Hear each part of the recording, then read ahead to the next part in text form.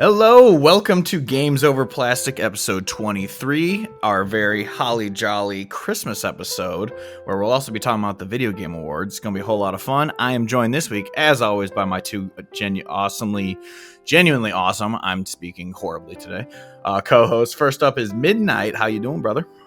I'm doing good. Yeah, I got my Santa hat on. I got Santa Bucky. I got my new PS5 Pro that I purchased. Wasted my money on. Hell yeah. What's the first game you played on it? The first game I played on it, which I will get to, is Call of Duty Modern Warfare 2 from 2022. You know, I was like, let me bring up 3-year-old COD. All right. Playing with my friend, though. My brother told me he's going to buy me a Santa Bucky before he comes up for Christmas. So I was like, good. I need one. I need it. But yeah, anyway, I'm also joined by our lovely co-host, Sean Mason. How you doing, brother? I'm doing great. It's a very holiday-centric episode. We got to be inclusive to everyone. No, I love Christmas. Christmas is amazing. Absolutely the best holiday. By far, yeah. Christmas. Yeah, whenever I'm if I ever need like if I'm on a date or something and just need a question like to ask a girl or something, I always ask Halloween or Christmas. So really quickly, what do you guys say, Sean? It's Christmas. Christmas. Midnight. What? Do you prefer Halloween or Christmas? Sorry, Christmas. What do you prefer? Sure. Christmas. Okay. Oh, it's not even close. Yeah, I'm the same. I love Halloween, I love the decorations, everything, but Christmas, it's just so joyful. So I'm happy that we're approaching the holiday, even though it doesn't feel like it because it's like 40 degrees here some days and then 10 another day, and there's no snow on the ground, and I'm working all the time. So Christmas just doesn't feel the same. So sometimes you got to force yourself into that little holly jolly attitude. But first, I guess, admin stuff before we get into everything. Gamesoverplastic, bi-weekly podcast. You can watch us on Monday mornings every other week on YouTube and wherever any audio podcasts are found. We also do DLCs during off weeks sometimes if there's a game or topic we want to discuss. Midnight just did a Dragon Age The Veilguard spoiler cast with two of our buddies. Previous guest Lockmort, who's been on twice before, and then our buddy Sensei J. who made his debut on the podcast. I listened to it even though I have no interest in this game, and you guys did an awesome job. I loved that episode. It was very good. Thank you. Yeah, someone needs to give J. his $20. Yeah, J. He's a natural podcaster. I did not. I mean, not that podcasting is hard by any means. I mean, we do it, but some people, they get on the camera and they just lock up. So it's good on him for being able to just join in with you guys who've been doing it for a while and just go along with it. So that was awesome. But yeah, he was great, and I think he mentioned he had a YouTube Sensei J. on YouTube. I think he was bringing it back. So check that out. Maybe I don't know what's even there, but yeah. Anyways. Yeah, we'll tweet it out when if he does upload anything, we can show off our buddy's talents. We don't need to promote Locke; he's bigger than us. So, but yeah. Anyway, so before we go into our Christmas topic, we wanted to do just a fun holiday special. We had the Game Awards to talk about, so we're just gonna kind of quickly run through the show and just kind of stop at the games we care about. There's no point in stopping at games no one's gonna play. So let's just start with the pregame show if you guys want, unless you guys got anything else to say before we do it. No, let's do it, man. All right, let's do it. My cat's excited. Yeah. So the pre-show started with that Sydney girl up on stage per usual, chatting her away and doing her horrible jokes that no one laughs at. But first thing we saw was Ninja Gaiden in a 2D Sega Genesis looking side scroller. I actually thought this game looked awesome. I don't know anything about Ninja Gaiden, but the anime like cutscene thing, it looked kind of like Flash animation-ish, but the gameplay looked awesome. It straight up looked like a Sega Genesis game. Do you guys have any interest in that or nah? I do not have any interest in that. I've never really played much of the Ninja Gaidens. I did play a little bit of the Ninja Gaiden on the Wii U when it came out because there was literally nothing to play on the Wii U and I had to justify my stupid purchase. But I didn't get that far. I ended up just like dropping it and going back to the 360 and playing my games there. I forgot to show off real quick before we get too deep in the show. I wore a special Christmas shirt today and I just want to show it off for you guys. Check it out. It says, "I do it for the hose." That's right. Santa. He's doing it for the hose, just like we do here at Gamesoverplastic. I'm just wearing a Snoopy shirt because Love it. we'll talk about some peanuts later. But yeah. What about you, Sean? Yeah. What do you think, Sean? I think it looks gorgeous. I love the pixel art design. I think it's awesome. I love how they're not like phoning it in and doing the 2.5D, which is a lot easier to do than pixel art. But I've never played a Ninja Gaiden game. I actually tried to play it. I did try to play it once. And I just I felt it felt really clunky to me, like the controls, like the old school ones. And I never played any of the 3D ones, but this looks awesome. Looks gorgeous. Right now, I mean, I'm interested in it, and we'll see if I end up playing it. I mean, I do like 2D side scrollers, so I could easily see myself getting to it. But yeah, it does look awesome, like the art style. So yeah.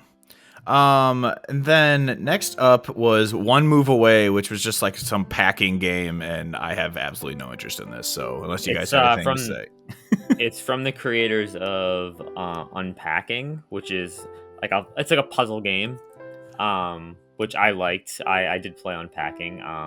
It was fun, but I didn't buy it. I got it off PlayStation Plus. Oh, I got you. Yeah, very not complicated, but it's a puzzle game with a kind of a story over, and the house evolves over the years. It follows one character, and it's them unpacking every time they move. It's kind of cool. It's interesting. Okay. It starts when they're a child and ends when they're a grown woman. It's pretty cool. Yeah. Okay, well, that's interesting, but yeah, I doubt I'll ever play it, so I'm guessing you're not going to be playing this midnight. You're muted. No, probably not, sorry. No, you're good. Yeah, I didn't think so. Then next was Slay the Spire 2. This is a game I've heard people talk about a lot, is Slay the Spire, so I don't know, have either of you ever played this? I've not played this game, but it looked interesting. That's the card game, right? Where you kind of it's like a roguelike with cards. It's like a card-based RPG kind of thing. Yeah, it I don't know. It looks interesting. It's just one of those that I've heard a lot of people talk about, so I don't know if you guys had played it or not. It does look like something I would probably like, and maybe one day I'll get to. Yeah. But I know Colin on LSM loved that game for a long time. Yeah. Probably a good Portal game. Yeah, probably. Next up was Dave the Diver in the Jungle. I know Dave the Diver is another one that's huge that people were praising a lot the other year. So do either of you have any experience with that or are interested in this one? I played Dave the Diver. I thought it was a really good game. I enjoyed my time with it. I love the Godzilla DLC they did earlier this year. I think it was earlier this year. So I will definitely be checking this out. I mean, the gameplay is so much fun in that, and it's such a fun. There's really interesting dialogue, and it's funny writing. So I'm always entertained by it. So yeah, should be a good time. All right, cool. Next up, this one was really intriguing. I'm very back and forth on it. It's Thick as Thieves. It's like an online multiplayer thief game where you kind of have to compete to steal stuff. And it looked really interesting, but the fact that it's a live service game, I feel like it's just dead on arrival. But it looks really cool. I just don't really see it having legs. So what do you guys think about that one, Midnight? Could potentially be good. I need to see more. Sometimes if you have those really unique ideas, those games could be really fun. I'm reminded of the Assassin's Creed multiplayer back in the day. That was always pretty fun, trying to figure out who the assassin was or trying to blend in and survive. Yeah. And also I'm reminded of a game that I played way back in the day. I think this was the precursor to that. What's that one that everyone loves now? Among Us? But before Among Us, there was Town of Salem was a game that I used to play, which was very similar. It was this little village. There was 13 houses. There's all these different rules. One person was a killer, and every night someone would die. And then every morning you would meet in the town square to discuss what happened. And you'd be like, I was the jailer, and I had this person jailed, and nobody died. So this person had to be the killer, and stuff like that. So it was fun. That's cool. So if you have the right concept, it could hit. So I need to see more. Yeah, what about you, Sean? A thief-based multiplayer game. Sounds familiar from a game coming out from Sony called Fair Games. I don't know. I'm not really. It takes a really special game for a multiplayer game to really, bring me in. So this is like definitely a pass for me. Yeah. But I hope that it does well and those who like it enjoy it. But we all know in this era of gaming with so many different multiplayer live service games, it's very difficult to crack that web. So we'll see. Yeah. No doubt. Yeah. Next up was a game called. Oh, sorry. Did you say something? No. Oh, okay. Next up was a game called Shadow Labyrinth. I honestly have no idea what this is. It says something about Pac-Man, and I have no idea, so I'm not going to say anything about this one. Yeah. This is supposed to be. It's supposed to be like a gritty, darker take on Pac-Man, and I know it's like next year's the 45th. Yeah, it's weird. I know next year's like the 45th anniversary of Pac-Man. So it's like a Metroid. So they're taking Pac-Man and making it into like a Metroidvania. I don't know.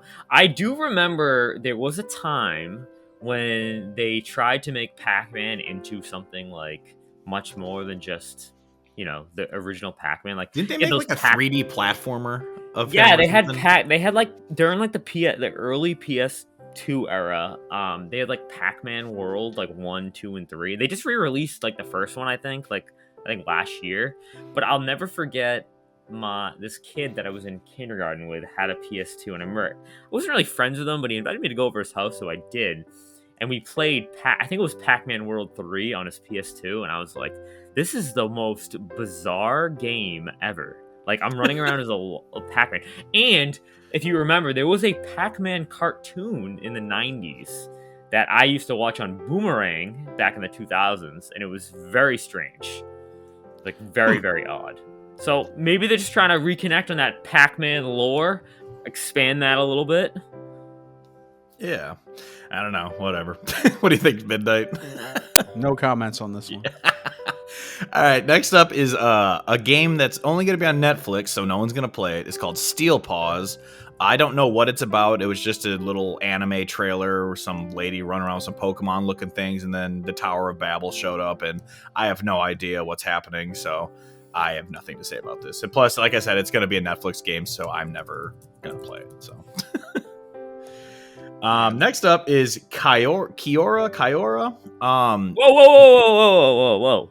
Oh, you want to watch? Ask me about Steel Paws. No, sorry, Steel Paws. If this was not on Netflix, I would be intrigued. But again, it's on Netflix, like you said. But yeah, it does look intriguing to me. I do. That when it first popped up, I was very intrigued until I saw the Netflix logo. Yeah, exactly. Right. Yeah, I actually did have a little intrigue with it until it said Netflix gaming, and I was like, okay, I'm never playing it. But anyway, yeah, next up is Kyora. It's a gorgeous pixel art game, but it looks like it's like a crafting side scroller or something, and so it's not sticking out to me. But what about you, Sean? Do you think Kyora looks good? I'm obviously Midnight's probably never gonna play it, so. We didn't really see much of it. We only saw basically like maybe, I think like a minute or a minute and a half on it. So I'm not wasn't really entirely sold on it. I mean, I did read a little bit of it because I know they updated the Steam page. It's gonna be interesting. I think. I don't know. I have to wait and see. I need more. And you can play 8-player online, so that will be interesting. Yeah, it's doubtful that I'll ever play this, like you said. I don't really like side-scroller stuff. I don't know. I'm old, so I don't want to play games that I played in the 90s anymore. I want to advance, for the most part. Yeah. I do like the art style, though. It looks beautiful. It's a gorge. Yeah, it's beautiful. But yeah, I don't. Yeah. But next up, this actually is the one that surprisingly stole the pre-show for me. Was Rematch. It's a soccer game from the creators of Sifu. It looks kind of like Rocket League meets Sifu, basically. And even though I have no interest in soccer, sorry, Acid or Buddy, I do not care about that sport at all. I think it sucks. But that game looks super fun. So, as a soccer coach, Sean, what do you think of it? So I never played Sifu, and I've never played Rocket League. But I've always been interested in Sifu. I think this is a really interesting and cool concept where... they're basically taking that like Sifu aspect and putting it into soccer, and it's online multiplayer, so that's going to be a little different. So I don't know. It's gonna be intriguing. I actually showed this trailer to a couple of players a couple of students I have who are like soccer obsessed, like they're wicked into FIFA, and they were on my soccer team as well. And I showed them, and they were like, "Whoa, this looks sick!" And so like, they're really excited for it. So I think it's definitely gonna hit that audience that loves Rocket League, and a lot of those people are into a lot of sports too. So like that Rocket League is a very casual game. Well, not casual, but for lack of a better term, casual gamer game where it captures a lot of the audience. So I could see this being a huge hit. Yeah, I definitely could see this being huge. What do you think, Midnight? Obviously, you're a huge soccer fan. You love it more than anything. Love soccer. So. I missed this. I wasn't watching a lot of the pre-show. I was busy playing a game. But I mean, I did play some Rocket League, and that's cool. So I will keep my eye on this. I'll have to see more and decide later. But I probably won't play it though.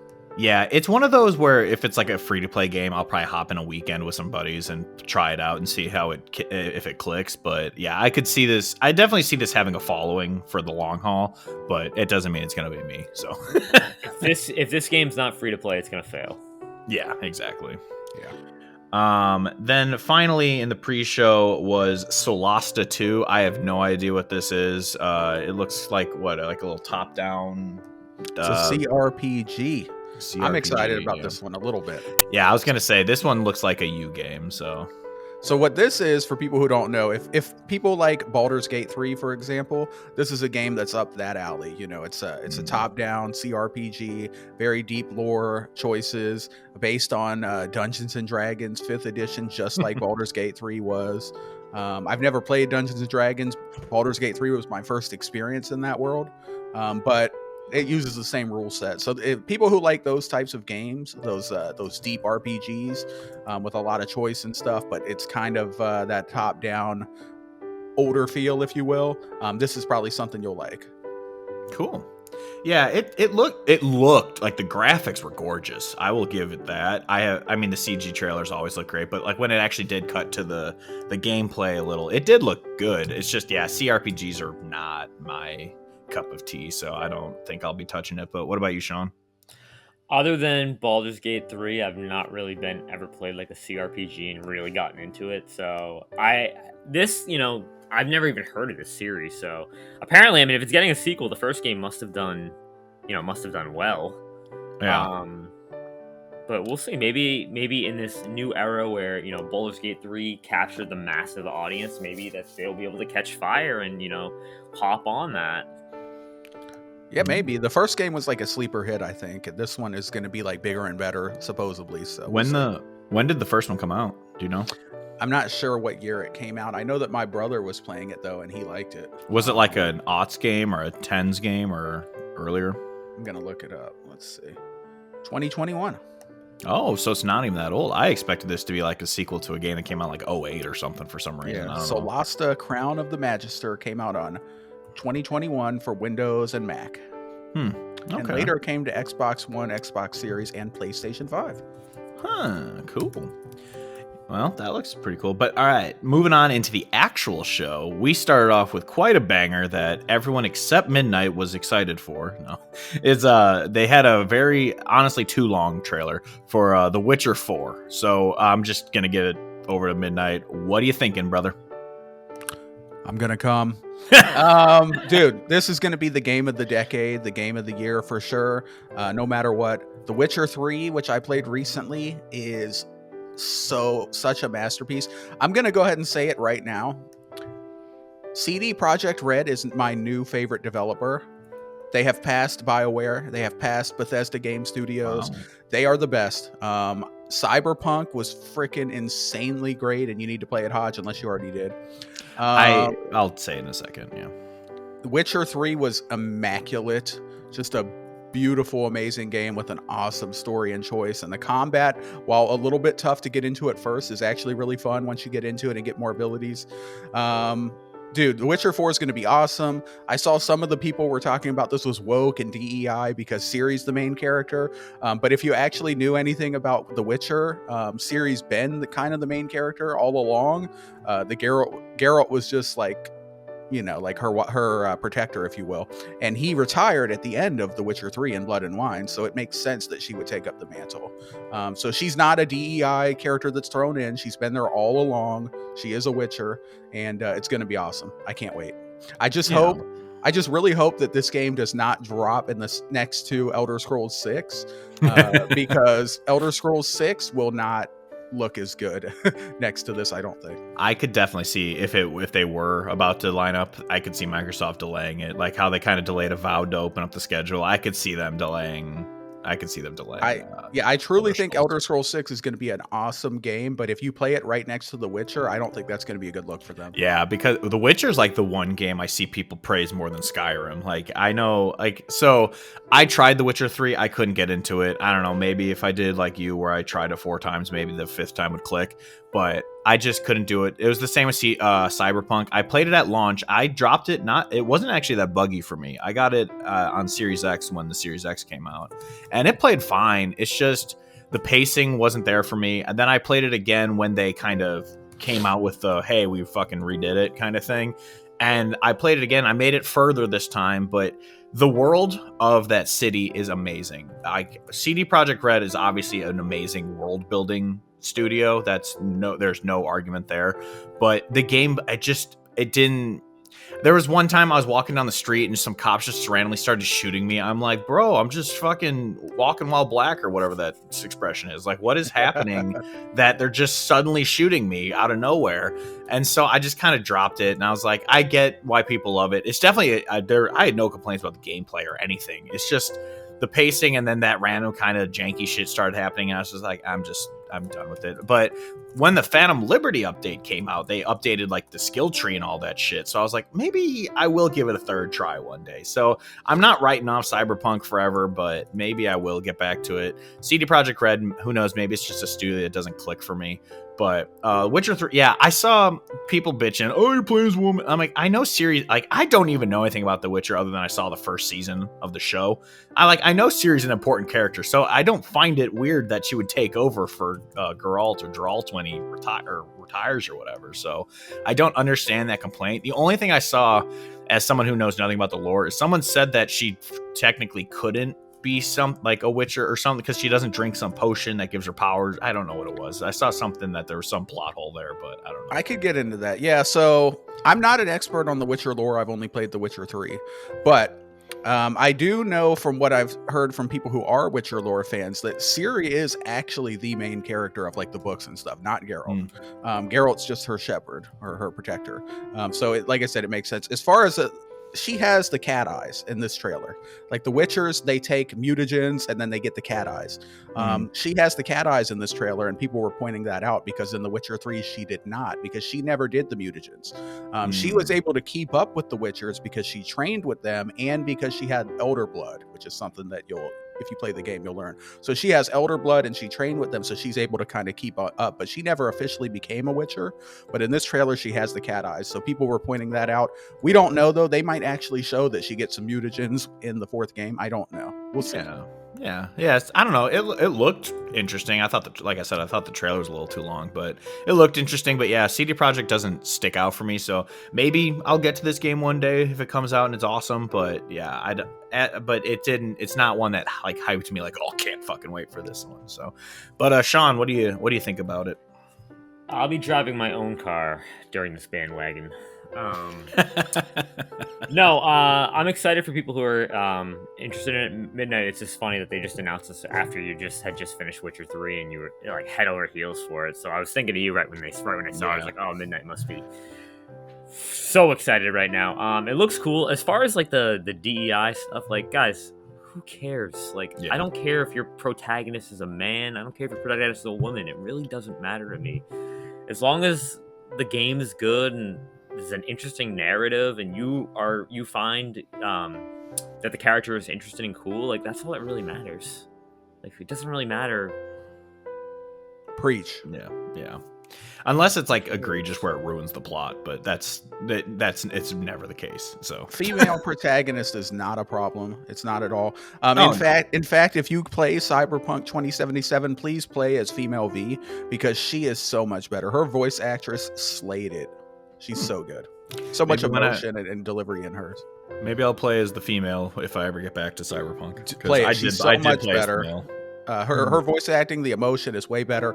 And as I have mentioned before, I'll say it again. If you play as female V, you get to hook up with Judy. Judy's the hottest, best girl. That hot tattoo girl. Yeah.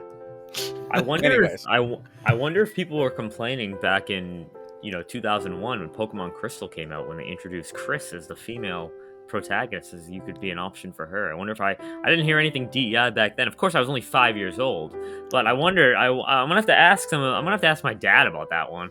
Yeah, ask him. Call him up right now and ask him. No, I'm just kidding. Yeah, Right. I mean, granted, the biggest complaints I saw about Siri was that they made her look a little more masculine in this trailer. I'm like, that's just because it's better CGI than the 360 game that she premiered in or whatever. Like, that's why. But I mean, yeah, if they do Star Wars Outlaws or where the actress is beautiful but they make her some fuggo, then it's like, I get it. I get complaining about it, but yeah, it's stupid, and especially after just a reveal trailer, people are already trying to write the game off. It's like, fucking grow up.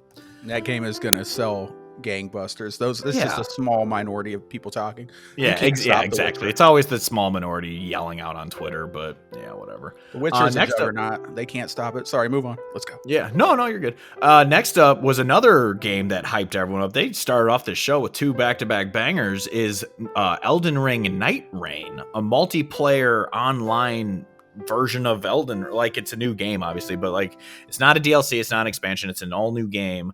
Elden Ring Nightreign, where it's co-op. So I'm like, I would actually be interested, because I suck at From Software games. We've talked about this. I'm not a Souls-like player. I get my ass kicked in them. But if it's with co-op, where maybe some people can help, teach me how to do it and kind of be a part of a team, I would have a lot more intrigue with this one. So it looks cool. Sean, what do you think about this one? I really do enjoy FromSoft games. It's like a shame that I haven't played Elden Ring yet. I mean, it's a shame. Like, I like FromSoft games, but I've only played like Dark Souls and Demon's Souls. Like, I've never played any of the other ones. I just haven't really gotten around to them. And like Dark Souls 3, I adore that. And I think a big part of Dark Souls 3 was actually my first FromSoft game. And I think a big part of that was because it came out right around the time I just got foot surgery during my sophomore year of college after I blew out my posterior tibial tendon. So I have so many memories of just like, I couldn't like leave the couch. I was basically on the couch for like a week, just like laying there. And I have vivid memories of just playing Dark Souls 3 and getting my butt kicked and being like, oh my god, like yelling and screaming, and my dad being like, can you shut up? Because it was right when I came home for summer. Yeah, it was. So like, I need to play Elden Ring first before I ever jump into this. I need to play the base Elden Ring and Shadow of the Erdtree. So eventually, maybe, but it does look cool, and this game's gonna do gangbusters. Yeah, I'm not gonna lie. Elden Ring is the first FromSoft. Actually, Bloodborne's the first, but Elden Ring is like the second FromSoft game that makes me actually want to play it, because it does look so cool. And I'm like, I kind of do want to learn to get good at this game because it looks so freaking cool. But same with Bloodborne. But Bloodborne, I'll play if they ever 60 FPS patch it, because I'm not playing a PS4 game at 30. So maybe one day. Yeah, exactly. So I'll do it with that. Same with, but I would definitely be down to try Elden Ring one day if it's, whenever it's on sale for, decently priced. I might. I own it. I've owned it since day one, but it came out right around. It came out the same time as 2020. Was that Horizon Forbidden West? And I played her. Yeah. And so I played her. Yeah, Horizon, comes out. We always know the Horizon comes out around a big game. Because Horizon 1, what was it? Breath of the Wild came out at the same time. Yeah. So we know when Horizon 3 comes out, Elder Scrolls 6, book it. Yeah. But Midnight, obviously, you are the Elden Ring fan. So what do you think of this? Yeah, I'm the Elden Ring fan, but this didn't do that much for me because I'm not a huge multiplayer fan. Other than shooters, I like shooters. But I like my RPGs to be single player. You know me. Honestly, if this didn't have the name FromSoft on it, I would have thought this was some cash grab, because it was giving major cash grab vibes. It's like, oh, join your friends here and do all this stuff, and it's got a Fortnite collapsing circle, and it's like, what the hell is going on here? But it is FromSoft, and they have never missed really, so it will probably be good, and I might give it a chance. We'll see. It might be fun to get in there and play with your friends. I mean, co-op can be fun sometimes. It's just not my usual bag. I usually like to either get really sweaty and like gun people down, or I like to just really relax and just play like by myself in some world, go explore. Yeah. Cool. Next up was really quickly just a announcement that Final Fantasy VII Rebirth is coming to PC. So I don't know if please play it. Thank you. Yeah. That is all. Yeah, if you haven't played it, play it. I'm assuming you're not going to buy it again to play it again midnight, or unless you're crazy and want to play an 80-hour game again. No, I'm not going to play it again. But anyone who missed this game, you got to play it. It's a masterpiece. It's amazing. And Aerith is the best girl. So. Yeah. Then next up was an acid trip that I didn't ever expect to go on. It was a game called Catly. It was just weird. I don't know what's happening. I'm not going to play it. I don't have anything to say about this. So, Sean, I know it's probably going to be your favorite game of the year. No, it's funny. Like, I'm not like I liked Stray a lot, but I'm not into cats. Like, I'm not a cat person. But I don't know why. Something about Stray I really liked. I think it was the puzzle aspect. But I probably won't play this. Like, I tried to play like my friend tried to get me to play that cat quest game. Like, those 3 games that just came out. Like, they're like action hack and slash games. Like, yeah, they're called like Cat Quest, right? I think are they good? No. I didn't like it. But it's the cat aspect. It has to be like, for me to like a cat, it has to be like human cat anime style, Am I the only cat lover here? I love cats. I love dogs too. I love dogs and cats. I think they're great. I used to hate cats until I lived with my ex, and then I kind of tolerated them by the time we broke up. But I'm not a cat. I would never own a cat. Most people who I know who don't like cats, they're either allergic or they've never actually had their own cat. Because cats are different when they're yours versus if you actually just live with them. Because if they're yours, they will be a lot more affectionate towards you. Like, they imprint on one person usually, and then they'll be real affectionate to that person. And everyone else, they just kind of tolerate, and they're like, fuck off, dude. My ex's cats loved me. She always called them traitors because they'd always follow me around. But nice. I don't dislike. I actually was allergic, but after living with them, I just got over it. But I just don't like them because they chew through every fucking cord that they see. So mine doesn't. Oh, well, lucky you. Mine did. Even when we used the fucking spray stuff that stops them from chewing on stuff, they still did. So they're little monsters. But anyway, moving on. Next up is Project Robot, an untitled game from the people who created Eco and Shadows of Colossus. Cool trailer. If I'm being honest, I find Shadow Colossus very overrated. I'm sure I'll get a lot of hate for that one, but it looks cool. But it's probably going to be one I play on PS Plus 5 years down the road or something. I'm not going to go out of my way to touch this one. What about you, Sean? I think. Are you a fan of these games? No. I think these games, I'm agree with you. I think these games are incredibly boring and very minute, and I can't stand them. That was actually on our last episode, our gaming hot takes. I almost had Shadow of the Colossus is one of the most overrated games of all time as my one of my takes. I cannot stand it. And then I tried to play Eco because I had never played Eco before, and I literally played for probably, I don't know, an hour, and I was like, that is an hour I will never get back. I immediately deleted it.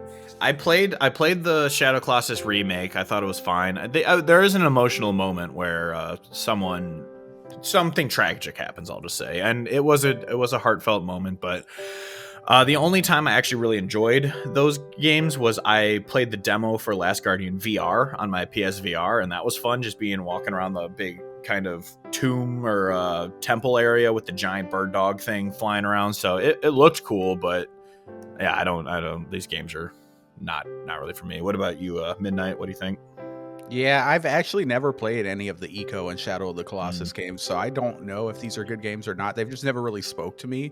They've always seemed kind of artsy fartsy. Like, I don't know. Maybe one day I'll get to it, but it is not a priority. So yeah.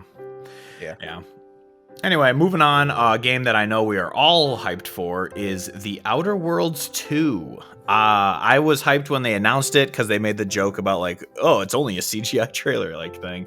And this one actually had gameplay, and it looks like Borderlands, and Borderlands didn't suck. So I like in terms of graphics. So I think this looks awesome. I cannot wait. I loved Outer Worlds. I fell off of it because something else came out and I just didn't finish it, but I did love what I played. I should go back and replay it because I had so much fun with it. But I am hyped for this game. But since I didn't finish the first one, I'll pass it on to you guys since I know you're huge. First, let's go with the Obsidian Lover, Midnight.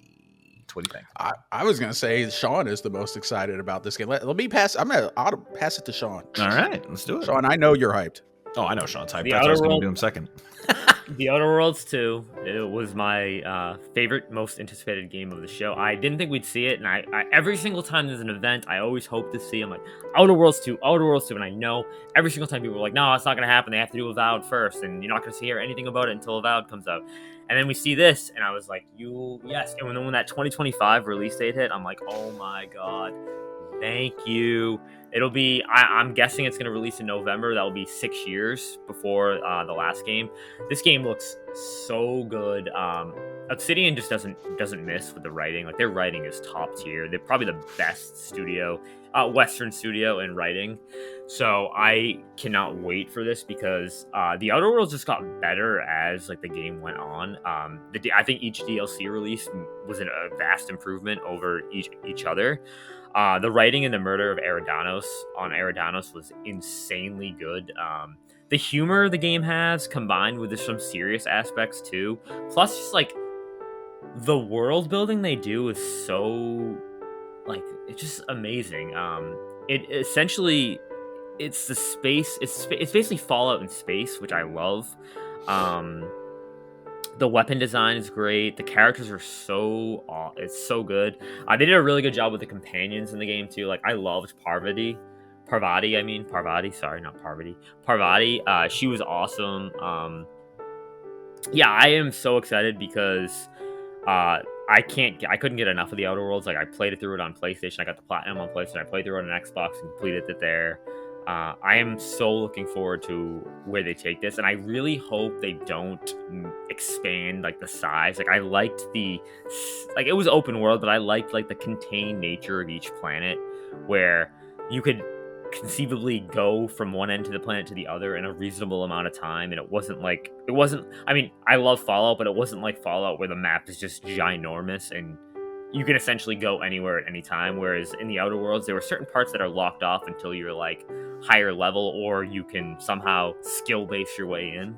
So I'm really excited. It's going to be awesome. I know it. And I just can't wait to see where the story goes. And I have a feeling they're going to, I'm interested to see how they link it back to the first game. Like, I'm really interested to see where, like, what's the Spacer's Choice, that faction, up to now? Yeah, it's going to be interesting. Especially, I'm excited to figure out what ending they decide is canon too, because there's multiple endings in the Outer Worlds, and there's certain endings where, like, kind of set up the universe to be like, oh my gosh, if this is the true ending, the universe is kind of like screwed, kind of doomed for the long run. So I'm interested to see what canon ending they choose. Yeah. Quickly, before you go, Midnight, I gotta say that next year is going to be the year of Obsidian. Between this and Avowed, that's insane that this studio is releasing 2 games next year, and they both look amazing. But yeah, what do you think? Midnight, back to you again, though. Yeah, that is insane. If they actually do that and they hit both dates and they launch 2 full games, like actual, like real games in 2025, that's insane. Like, this isn't like Pentiment, like which I love, but that's like a small project. This is like 2 full games, so that's crazy. I can't wait for the Outer Worlds 2. It's gonna be a lot of fun. Great game. Love the trailer, the humor and everything. The graphics and the combat and everything looked a big improvement over the first game. Also, I noticed that you could throw grenades, which was a nice improvement because you couldn't do that in the first game.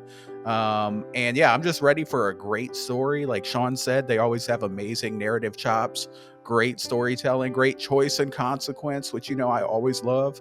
I love Obsidian. Obsidian's one of my favorite studios. They're in my top 5. And yeah, it's going to be great. Can't wait. I'm also super excited for Avowed. Can't wait for that, but we won't talk about that right now. At Spacer's Choice, we cut corners so you don't have to. It's not the best choice. It's Spacer's Choice. I have a shirt. I have a shirt that says that. I love it. I love it. That's it's amazing. So good, dude. Dude, and the logo for Spacer's Choice, just the moon man, giant head. Yeah, I love it. I absolutely love it. When you run into the first time you run into him, like the guy in the costume, oh my god, he's so funny because like you can tell he hates his life. He Yeah, absolutely hates his life, but he can't do that because he knows everyone's watching him. So he just like pretend like he's like all upbeat and stuff. It's great. it is great. That's hysterical. But yeah, moving on. Next up, Joseph Ferris took the stage to show off his new game, Split Fiction. He's the guy who made It Takes Two and A Way Out, and I think another one that I can't think of right now. But yeah, this one, Brothers. at first, what? Brothers or Brothers, Two that's or right. something. Yeah. That's right. I'm not gonna lie. When this first started, I was like, it looks okay. But then, as the trailer went on, it actually kind of grabbed me more and more to where I was like, actually, this is very intriguing. It looks interesting. I actually am in on this. So, I still haven't played It Takes Two. I really want to. I did play A Way Out. I loved it. I thought it was awesome. So I'm excited for this one now. And what do you think? Have you played any of them, Midnight? I haven't played any of these games, but I would kind of like to. But sadly, I don't have any friends, so nobody wants to play with me. You know, these are co-op games. You need someone to play with. Very sad, very tragic. One of these days, though, I would like to play one of these games because they look super cool. And I thought this game in particular looked really cool. I liked like the whole aspect. Like it looked kind of sci-fi, but then also like different art styles too thrown in there. It looked awesome. So maybe if I can find a friend, maybe I'll play this sometime when it comes out. Yeah. What do you think, Sean? Midnight. Sorry I offended you with my friendship. I apologize there. No, but I'm really excited for this. I've played through all of these games with our good friend Poot, the host of the Why You Should Play podcast. And we are actually planning to play this game. And this time, we're planning to stream this game. So we're gonna stream it live together. Yeah, we played through all of them together. It's been great. I love it. It was awesome because he randomly. I remember I wanted to play It Takes Two, but Claire didn't want to play it because she hates like platformers and hates fun, I guess. So Poot was like, "Oh, let's play through it." So we played through it back in 2021, and I loved it. And then we played through. We went back and played A Way Out, and then we went back and played Brothers. So I was pumped. And you guys will be happy. I jumped on the Xbox to play A Way Out because something was wrong with like my you know how like EA accounts back in the old EA games, you had to like have an EA account to play all these games. Yeah. Mm-hmm. My EA account is all screwed up, and like I emailed like EA, I've talked to them, and they're like, "Oh, yeah, we're gonna figure it out," and it hasn't happened. And then I bought a game, and I can't even play it because I don't have my EA account.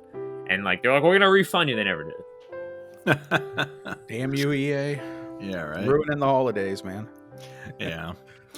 All right. Well, next up, unless you guys have anything else to say about that one, next up is Steel Hunters. This game looked awesome. It's like Titanfall meets Transformers meets Apex Legend. Like, it looked so cool. And then at the end of the trailer, it only showed Steam and that you could play the PC beta. And I got instantly sad because I do not have a PC.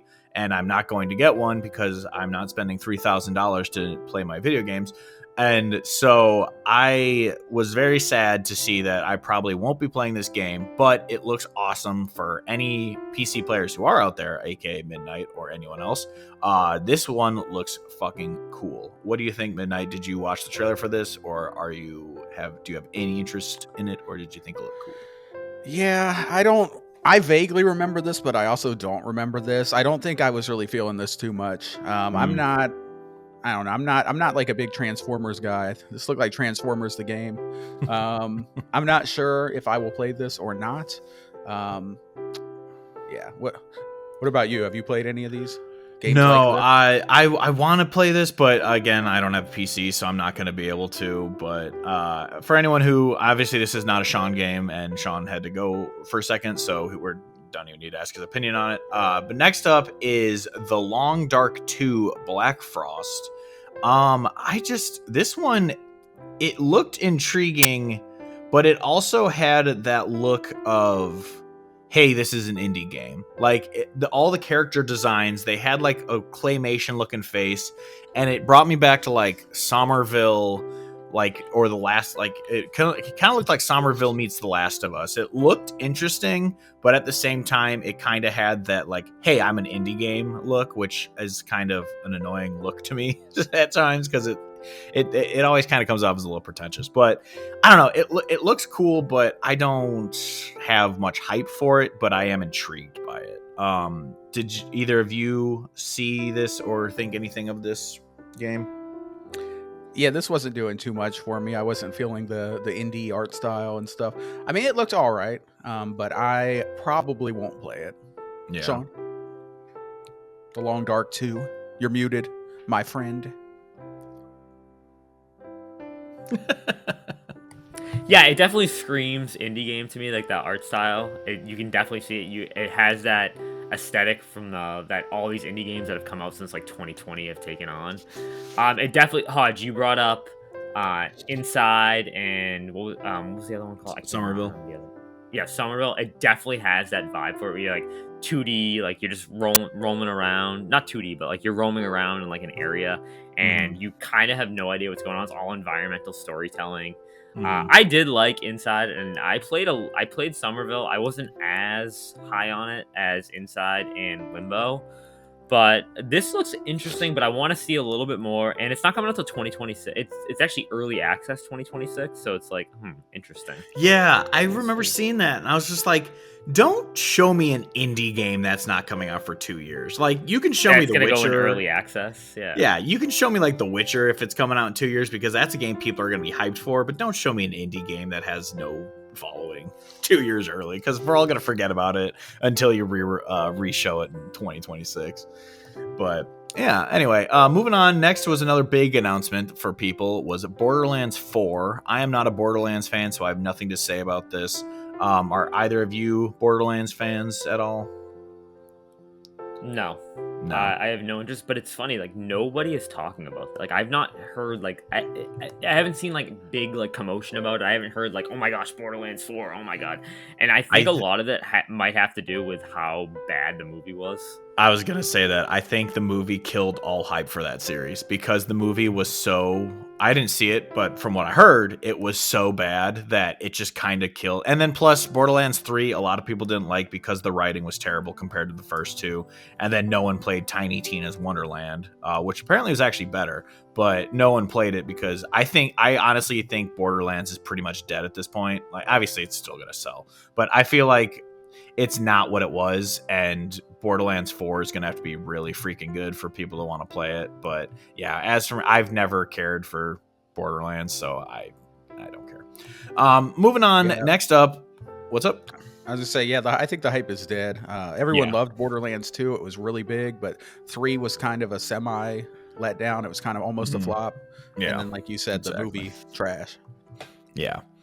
But moving on, next was, everyone got very surprised seeing Final Fantasy 16, but then it turns out that he's joining the Tekken 8 lineup. So I'm not a Tekken fan. I don't care about fighter games. Sean, you look a little excited. What are you thinking?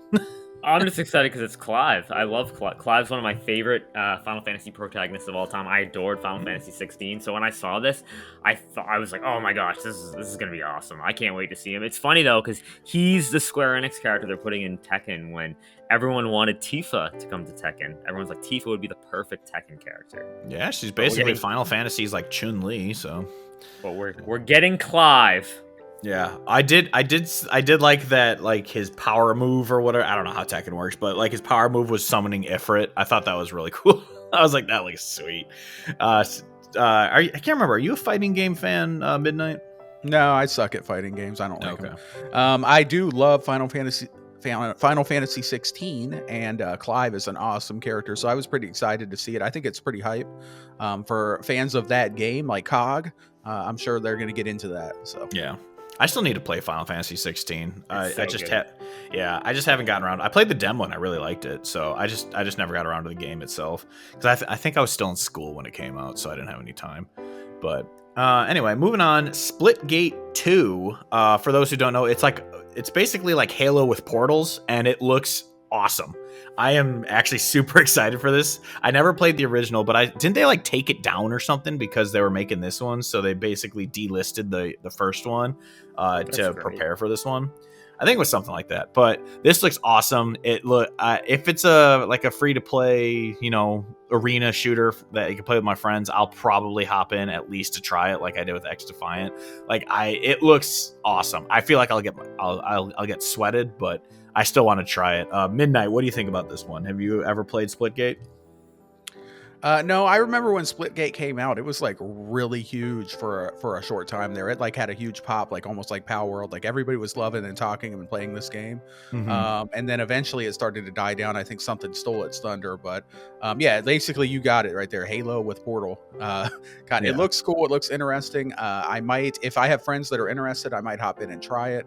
But yeah, I never played the original. Yeah. What about, obviously, Sean, you're not really an FPS player, but so, nope. Okay. I don't even know what Splitgate is. Yeah. Next up was Virtua Fighter returning.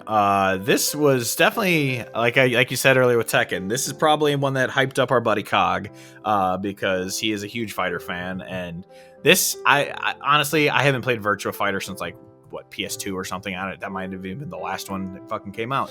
I don't know, but I'm not too into it. But do you guys have any feelings about Virtua Fighter? Okay, for up until the game announcements, I thought it was Virtual Fighter, like with an L.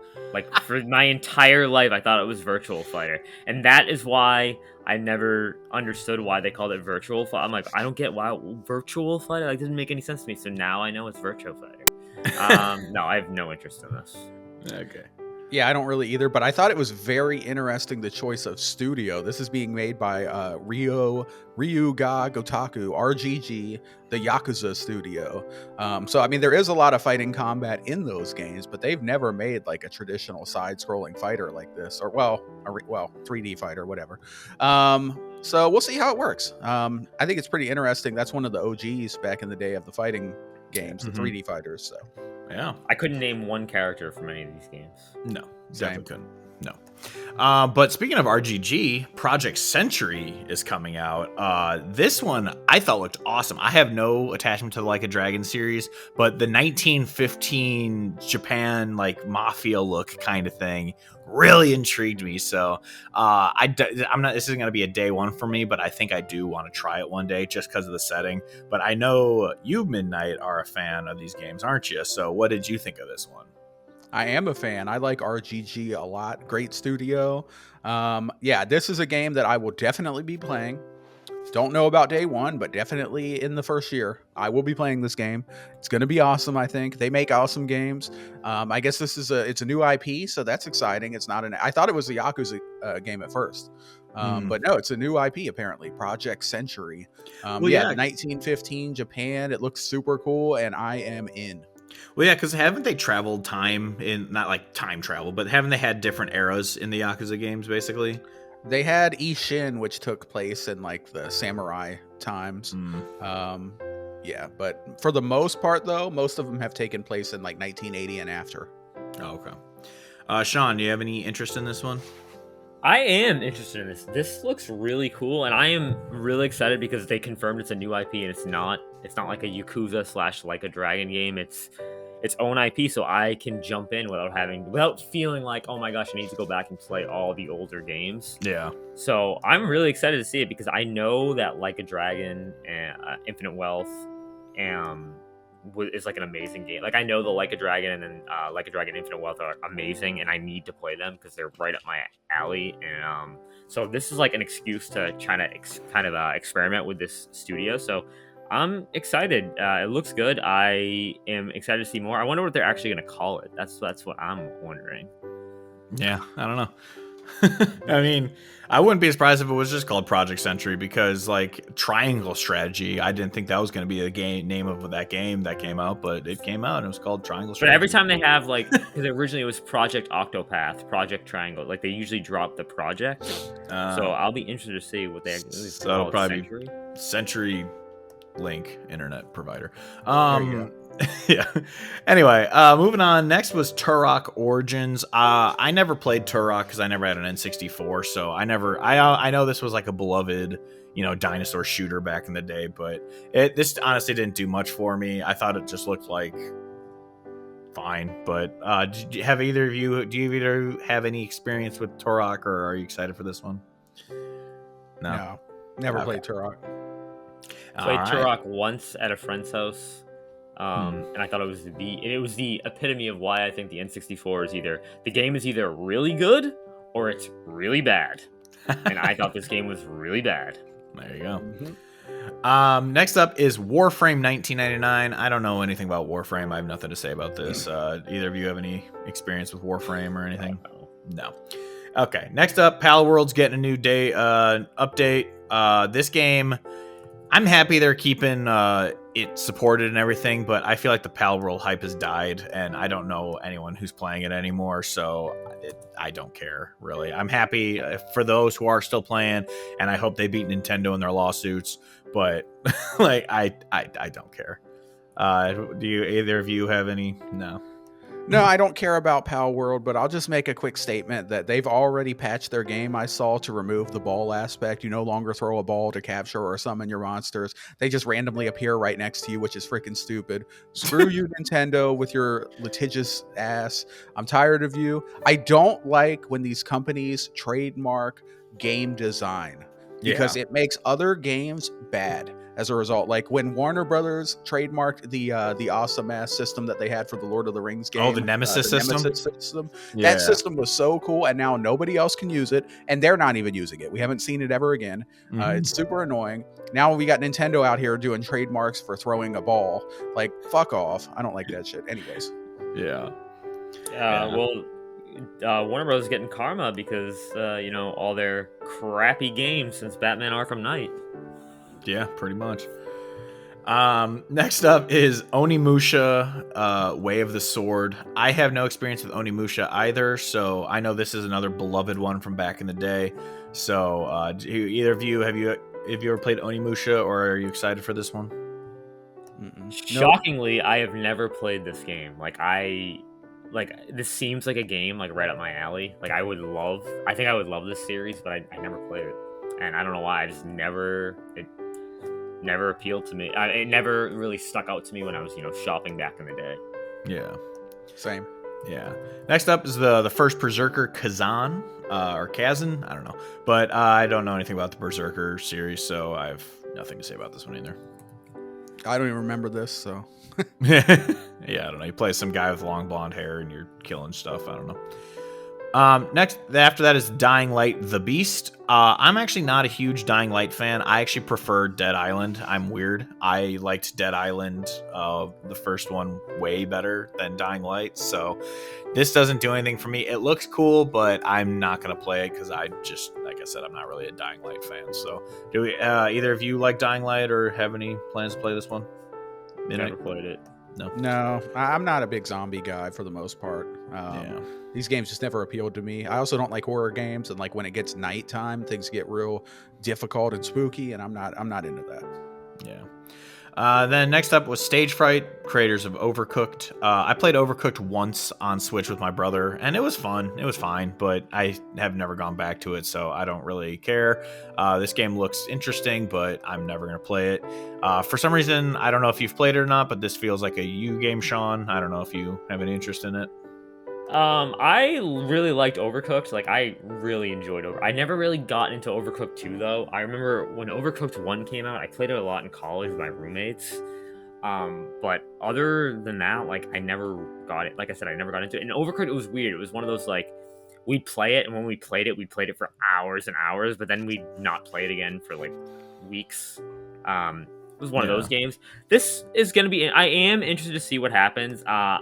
I could see myself getting sick, though, of, like, the art style of the characters. Like, it could... You know what it reminds me of? It reminds me of, like, Rabbids and Minions.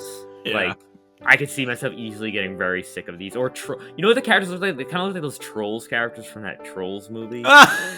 Yeah, they do. So, I don't know. It's interesting. I'll be interested to see what happens, especially now because I don't really have anyone to play it with. Like, sitting next, like, Claire won't play this. Yeah. So, yeah, the only thing I will say is I like the concept of that you're two people in different universes kind of having to work along through puzzles to get each other through each other's universe. Kind of, I do like that aspect of it, but yeah, it's another thing like It Takes Two.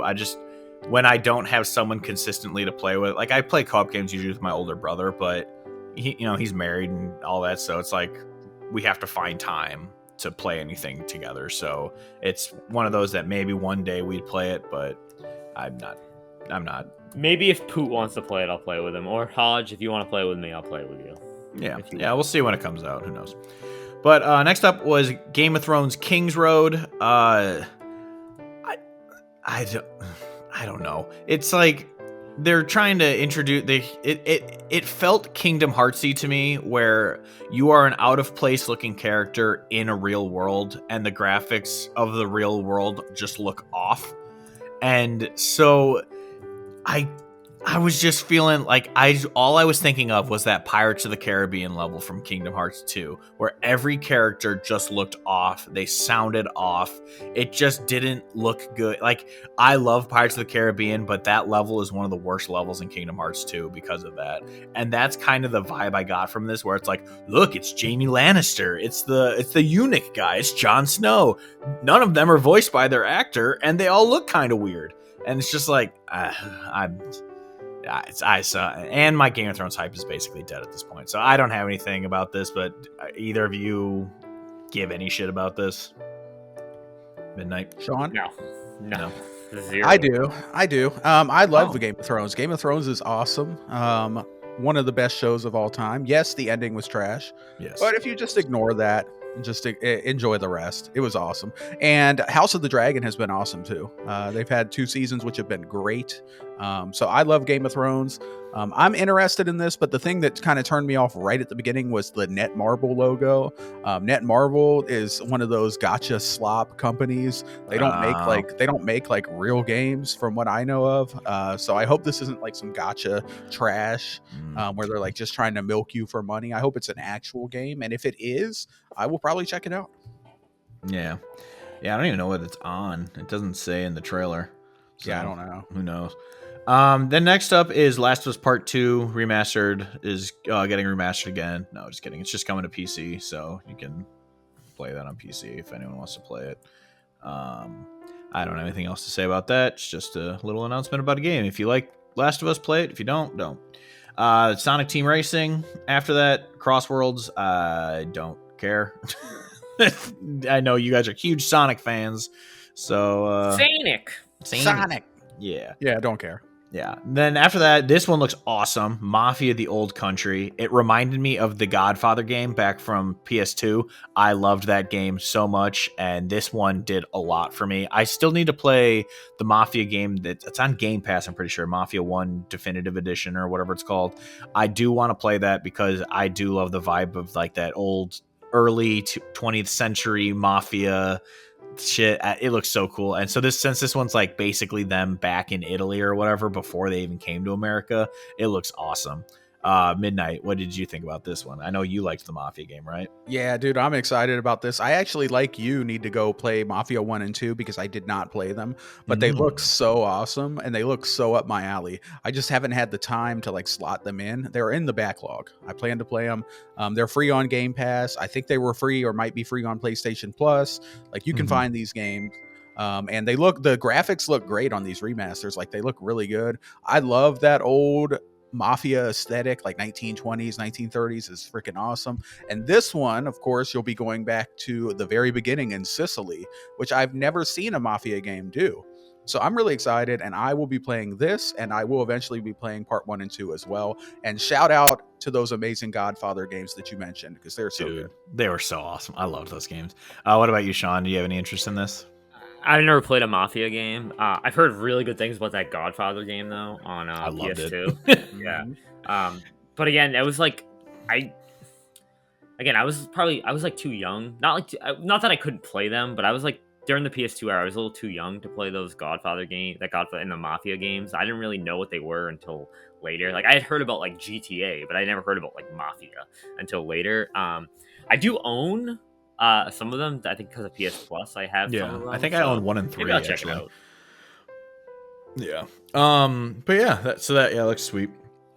Next up is from Sean's favorite developer of all time, Telltale, a game called Dispatch. This game looks fucking terrible. I'm sorry, it looks horrible. it's nice that they have cool, good actors in it. Aaron Paul and Laura Bailey, cool. I don't care. Their stage banter was some of the most cringe shit I've ever watched in my life. But yeah, if you like Telltale, cool. If not, I don't want to play this game, so I'm moving. I'm interested. Oh, I might play it. Dude, I love those games. Okay. I love Telltale type games. You know, I love a narrative with choices. Yeah.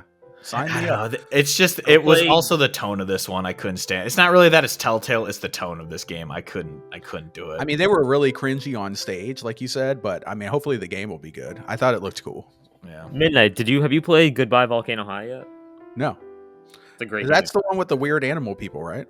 The dinosaur people, yeah. Yeah, the furry dinosaur game. people. Yeah, I'm not a furry, Sean, so. But it's dinosaur. I mean, I loved it. That game was awesome. And you said you wanted a good narrative with choice and consequence. There you go. All right, I'll put it on the backlog, Sean. And but, Dustborn.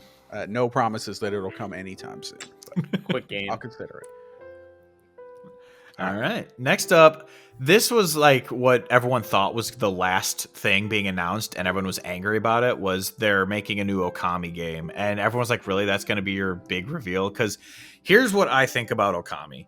I've never played it, so I can't judge it from that aspect. But Okami feels like one of those games where it's artistic, so critics feel the need to say they like it even if they don't, because they don't want to be the guy who says, I don't like this artistic thing. And that's what the vibe I get from Okami. And since it came out 20 years ago, it's now at the point where everyone cemented in their head that Okami was a good game, so everyone has to pretend that they're excited for its return, when in reality, I don't think anyone gives a shit about Okami because it's never talked about unless it's just randomly brought up and then everyone has to say, I love it. So that's how I feel about Okami. This did nothing for me. What do you guys think? I've never played Okami. I don't care about it. Sean, you are the weeb in chief on this network here. We're a network now. What did you think? I've never played Okami either, but Okami came out at an interesting time because Legend of Zelda: The Twilight Princess came out right at that same time, and they had Wolf Link. They had Wolf Link in that game with wolf combat, and from what I've heard is that the wolf combat in Twilight Princess is better than the wolf combat in Okami. So, That's funny. I prefer Wolf Link over the Okami Wolf. Hey, all right. Listen. Hey, wrong game. Dude, I had what game when I was That's younger, my Ocarina of Time. when I was younger, my text tone, every time I got a text, was Navi going, "Hey, listen!" And every time it happened, my dog would bark because I didn't know where the voice was coming Your dog from. was listening. Yeah, it was funny. Anyway, then finally, last thing after or before, I think it was before the game. Yeah, before Game of the Year was announced, we got a trailer from Naughty Dog of their new game, Intergalactic. The Heretic Prophet. Or Heretic Prophet. Heretic Prophet. Jesus Christ, I'm stupid.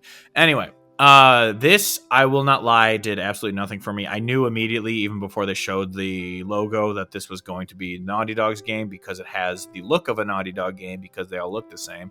And so this did nothing for me. It felt like, hey, it's Guardians of the Galaxy and Cowboy Bebop, but you play as a bald chick. And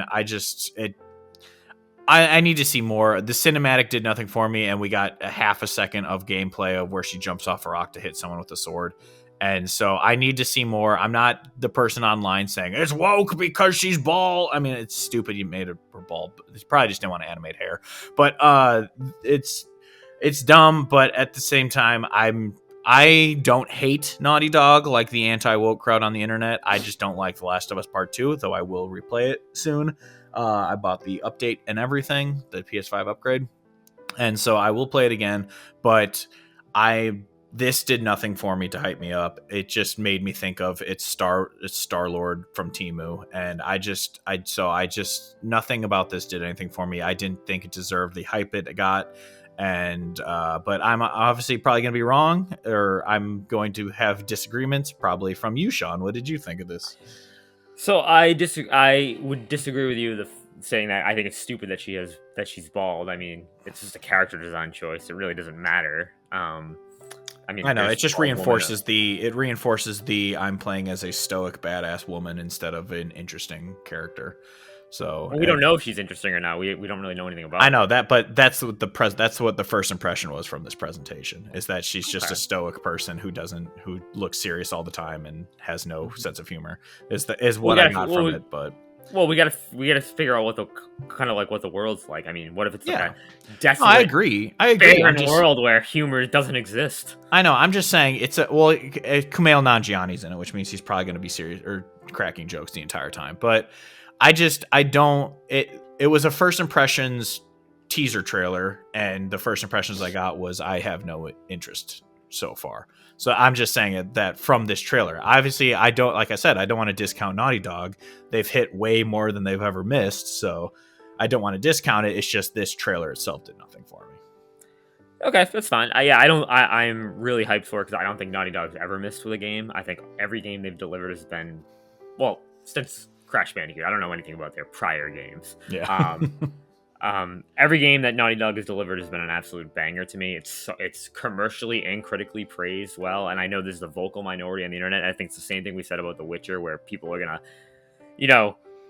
bag it and say, "Oh my God, DEI, DEI," but the game's still gonna sell millions. It's gonna be a huge success. I think the game's gonna be awesome. I was so interested to see Naughty Dog's take in space and their take on hack and slash combat, because most of their basically for the last 20 years they've only developed 25 years they've developed games with just guns. That's the primary mechanic of combat is guns. So this is going to be more of a hack and slash game, which is really cool.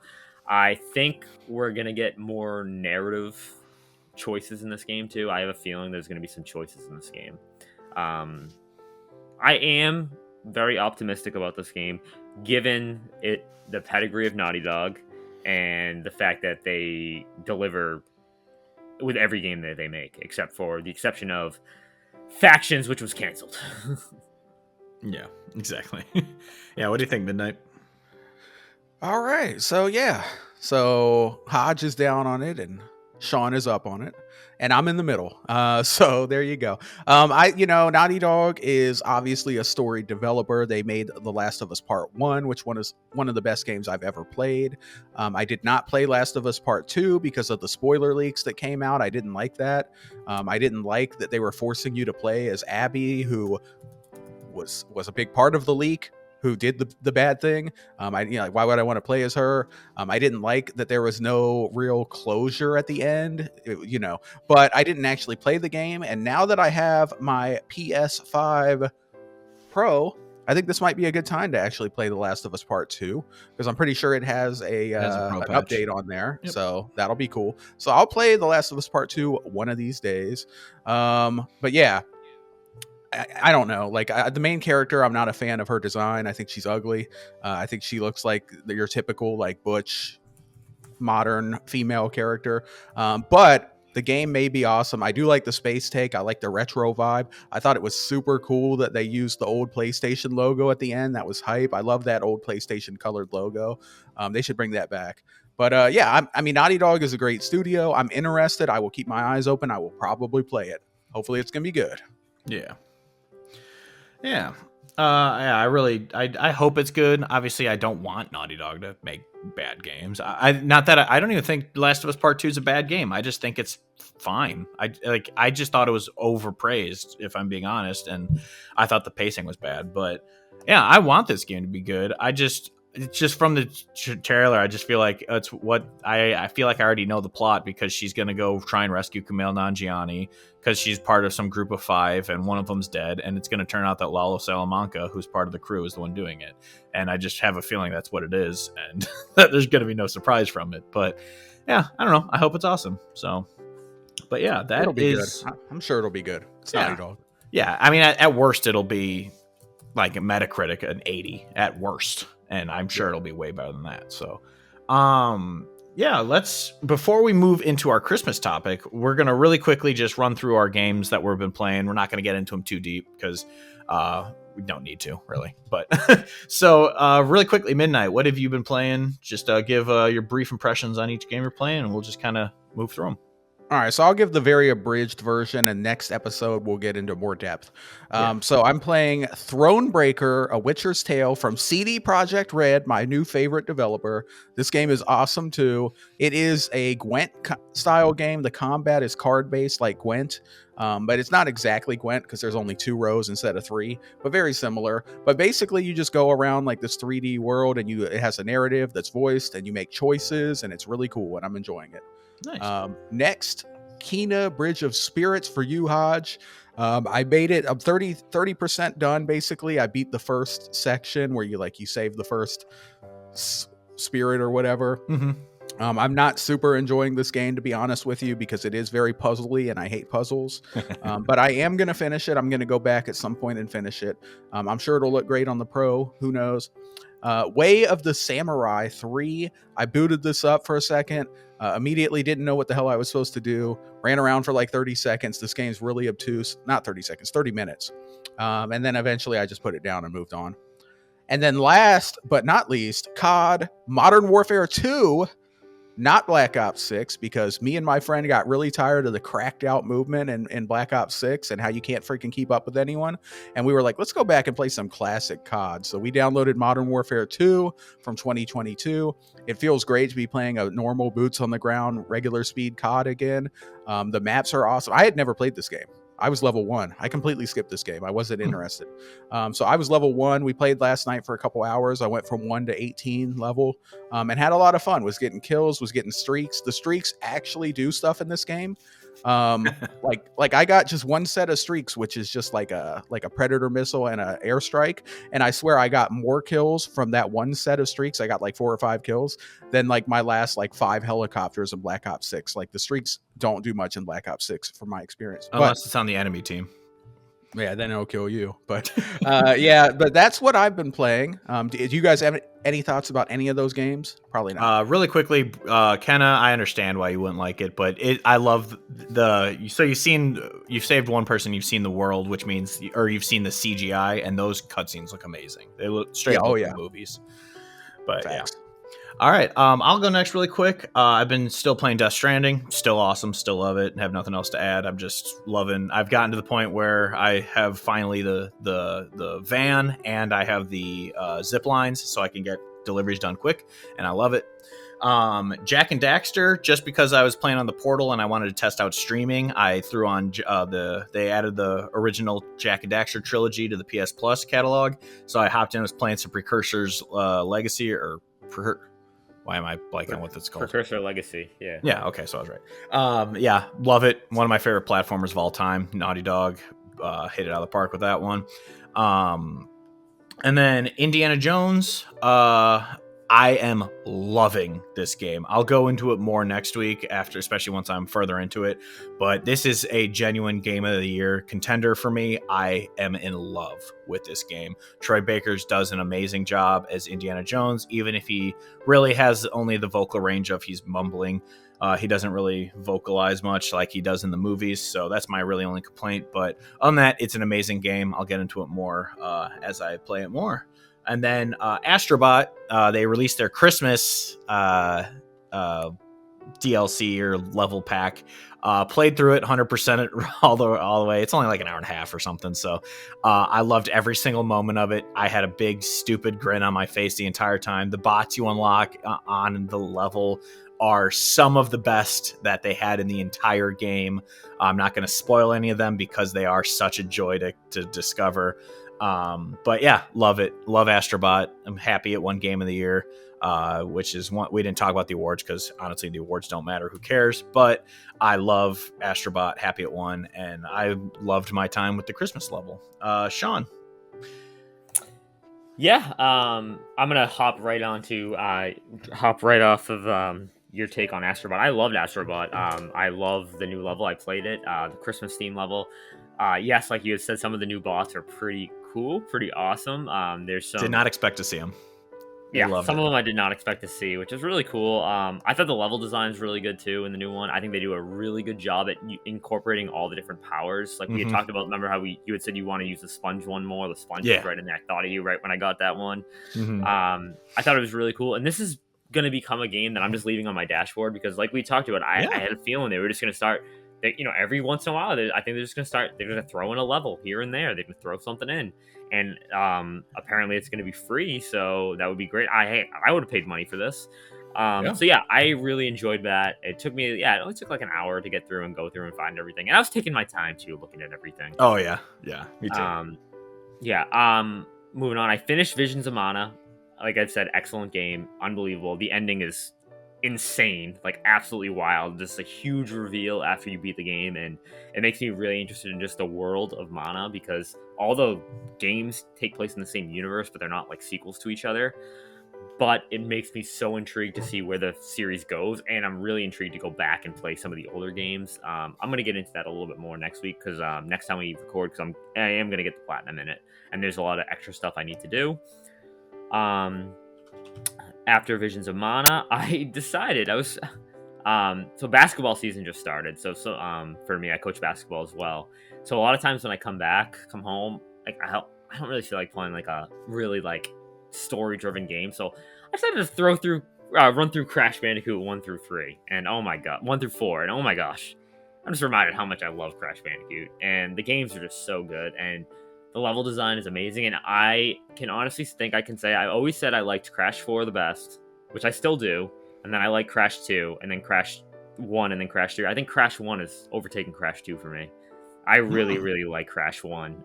Just going back to it, I think it's great. I love the fact that there's only like 2 vehicle levels where you're riding a hog in Crash 1, and like you don't have like the double jump or the slide jump, but I think that makes like the platforming a little bit more difficult, and Crash 1's definitely the more difficult than Crash 2 and 3, but it's still so much fun. I 100% it all Crash 1 through 3. I didn't 100% Crash 4 yet. I mean, it would be like the probably like the 8th or 9th time I've done it. I just love Crash Bandicoot, so. Dude, I replayed when the Insane Trilogy came out. I replayed 1, and my skills have atrophied since I was a child. That is for sure. See, I've gotten better. I've gotten better at the Crash games. Probably because I just keep playing them. Yeah. Other than Crash, I've also played some Super Smash Bros. Ultimate. So, some of you may, some people don't know. I lost power Wednesday for a very long time. Wednesday night, I was kind of mad. I was in the middle of the last boss fight of Visions of Mana, and my power went out. I was so mad. So I really didn't have anything to do. So I just booted up my Switch and just sat there and played my Switch for probably like 4 hours before I went to bed. And I just played Smash Bros. Ultimate for 4 hours by myself, just doing classic mode with my favorite characters, and it just reminded me how much I love that game and how much I love Smash Bros. As a whole franchise, and I'm so excited to see where the series goes, because we just actually had the 6th anniversary of Smash Bros. Ultimate, and 6 years is a long time. I mean, it was 3 years between Smash 64 and Melee. It was 7 years between Melee and Brawl, but it was supposed to be 6 years, but Brawl got delayed. And then it was another 6 years to Smash 4, and then it was only 4 years to Smash Ultimate. So I think especially with Switch 2 coming out, I think we could be in line for a new Smash game, which I would totally love, because that's just such an event. It's such a hype event. I'm curious what they would do. What I've been playing. I'm curious what they do, since Ultimate is basically all of them together in one. I think you're going to see something different, but I don't know. That maybe we can do a DLC episode on our speculations for Smash one day. Yeah, why not? All right, yeah, that's what we've been playing. We'll get more in depth in some of these games later on, but we want to keep it moving because we got some fun Christmas stuff to get to. But before we get to kind of Christmas traditions stuff, we wanted to do a GOP Gamesoverplastic Secret Santa. So we all have one of the other hosts, and we're going to gift them a game that they need to play in the year of our Lord 2025. And so we made the rule that games couldn't be like 60 hours long or more, and that it couldn't be a game, or it could, but we're preferring not to make it a game that is going to be a trudge. Like, I have Midnight as my person, and I was at first debating doing Kingdom Hearts, but I know he has absolutely no interest in Kingdom Hearts, so I'm not going to force him to play that. So we're going to do games that we actually want to play that are maybe in our backlogs or that we haven't really thought of much. So first, let's do Sean's gift from Midnight. What are you gifting our boy Sean? Okay, so my gift to you, Sean, I know that you are a fan of the Grand Theft Auto games. I know you like those open world kind of sandbox games where you get to run around and have some fun. I'm pretty sure you have not played this game. It's a game that I've recommended on this podcast before. It is Sleeping Dogs Definitive Edition I'm writing it down right now. on the PlayStation 4, or Xbox, whatever, probably PlayStation. It's a game that came out on like 360 and PS3, so it is kind of like not the best graphics ever, but they did remaster it a little bit, so it does look better. But dude, the story and the gameplay are awesome. You get to run around Hong Kong. You get to listen to some awesome Hong Kong rap and rock music. You get to do some kung fu, as I mentioned before. You get to grab people and shove their face in fans and do all kinds of cool environmental fighting stuff. The combat, once you actually get used to it, like the combos are really fun. Like you'll get used to them and you will have a great time. I think it's also only like 20-ish hours to beat. You'll get to choose whether you're going to be good guy or bad. And I can't wait to hear what you think. So Sleeping Dogs Definitive Edition. That's what I got for you, Sean. Okay. Yes, sir. Thank you. I appreciate it.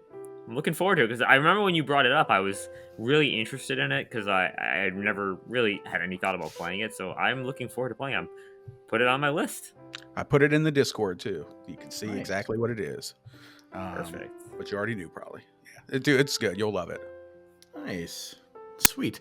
Yeah, I've never heard anything bad about the game. I've always heard it was pretty beloved. So I think, and especially with it being like Yakuza Grand Theft Auto, I feel like you would definitely dig it for sure. All right, great next English up, voice acting too. So yeah, nice. Yeah, so next up is my gift from Sean. Sean, what you getting me for Christmas? Well, I'm not getting you anything. You got Cole. I'm sorry. You got Cole the game. Love it. Yep, Cole from Infamous. No. I have decided to give you a fun little game. It is an indie game because I know you are a big indie game fan. And it is that game that I had brought up a few weeks ago called Crosscode. Crosscode. Yep, that's 16-bit. You had said you'd seen the cover for it before. Yeah, it is. Crosscode. Look it up. Yeah. It is a game where it takes place inside an MMO. Like you're playing like as a character in the MMO that's stuck in the MMO. I brought it up a couple weeks ago. The game is really fun. I think you're gonna enjoy it, Hodge, because the gameplay is fun. It's like action-based RPG, light RPG elements, and you're just exploring a world. And I think you're gonna love it, just mainly due to the art style. I think is right up your alley. I think you will enjoy that. And I have a feeling this is gonna be one of your favorite games that didn't come out in 2025 that you're gonna play in 2025. Nice. Yeah, I love that it reminds me of the Legacy of Goku graphics. It looks like so the artist who worked on it was inspired by that. Oh, hell yeah. Then yes, I am totally down. What is this on again? It's on PlayStation, it's on Steam, I think it's on Xbox. Okay. I mean, I have all the consoles, so as long as I can play it on a modern console, then we're good. Yeah. Because I'm not going to go out and buy a Game Boy Advance for it. No, you don't have to go out and play a Game Boy Advance. But the story is really interesting. It's really intriguing, too. And I think you'll dig the characters. And there's some humorous writing in it, so it's sweet. Fun. Awesome. Nice. And then finally, Midnight is getting a gift from ya boy. I couldn't remember if this was... I have a backup in case this is one you have played, but they're from the same developer, so... And everyone knows it's going to be one of my favorites of this era. I'm going to gift you... Can I guess? Sure. Hades. No, actually. Okay. It's not Hades. I could gift What is it? No, you have to go with what you were going to go with. No, I will, but do you like roguelikes like that? I can't even remember if that would be I'm not sure. I barely played them. Okay. But the one I'm going with is Control. Have you played Control? Oh, I have not played it, but I am interested. Because my backup was going to be Alan Wake Remastered, because I do want you to get into the Remedy verse. But Control is the best gameplay. It's just a fun game. You have psychic powers and stuff. It is so much fun. I think you would love playing this game, and it's a really cool, intriguing plot. So I do want you to get to Alan Wake eventually, but Control, I think, because you don't need to know Alan Wake to play Control, but you need to play Control to play Alan Wake 2. Kind of. So Control is that's going to be my entry for you in the Remedy verse. All right. I'm excited. I will definitely get to that next year. I think this is great. I think we got some good games here. I know Sean's going to love Sleeping Dogs. Again, I just real quick, the graphics are not, it's a PS3 game. So don't expect the most amazing graphics ever, but it's decent enough but you'll love it. And Crosscode and Control. So I think these are great games that we're all going to enjoy. So yeah, I'm excited. Yeah. All right. Moving on to, so we wanted to do a Christmas. Wait, one more thing. Yeah. Hodge, I meant to say, I think Crosscode, I think will be a good Portal game for you. Ooh, yeah. I would recommend PlayStation. That is what I will do. PlayStation, I'm going to play that on the Portal. Dude, it's actually, I'm turning into a pony because there have been a couple games that I've seen on Xbox where I'm like, I kind of want to play that on PlayStation so I can play it on the Portal.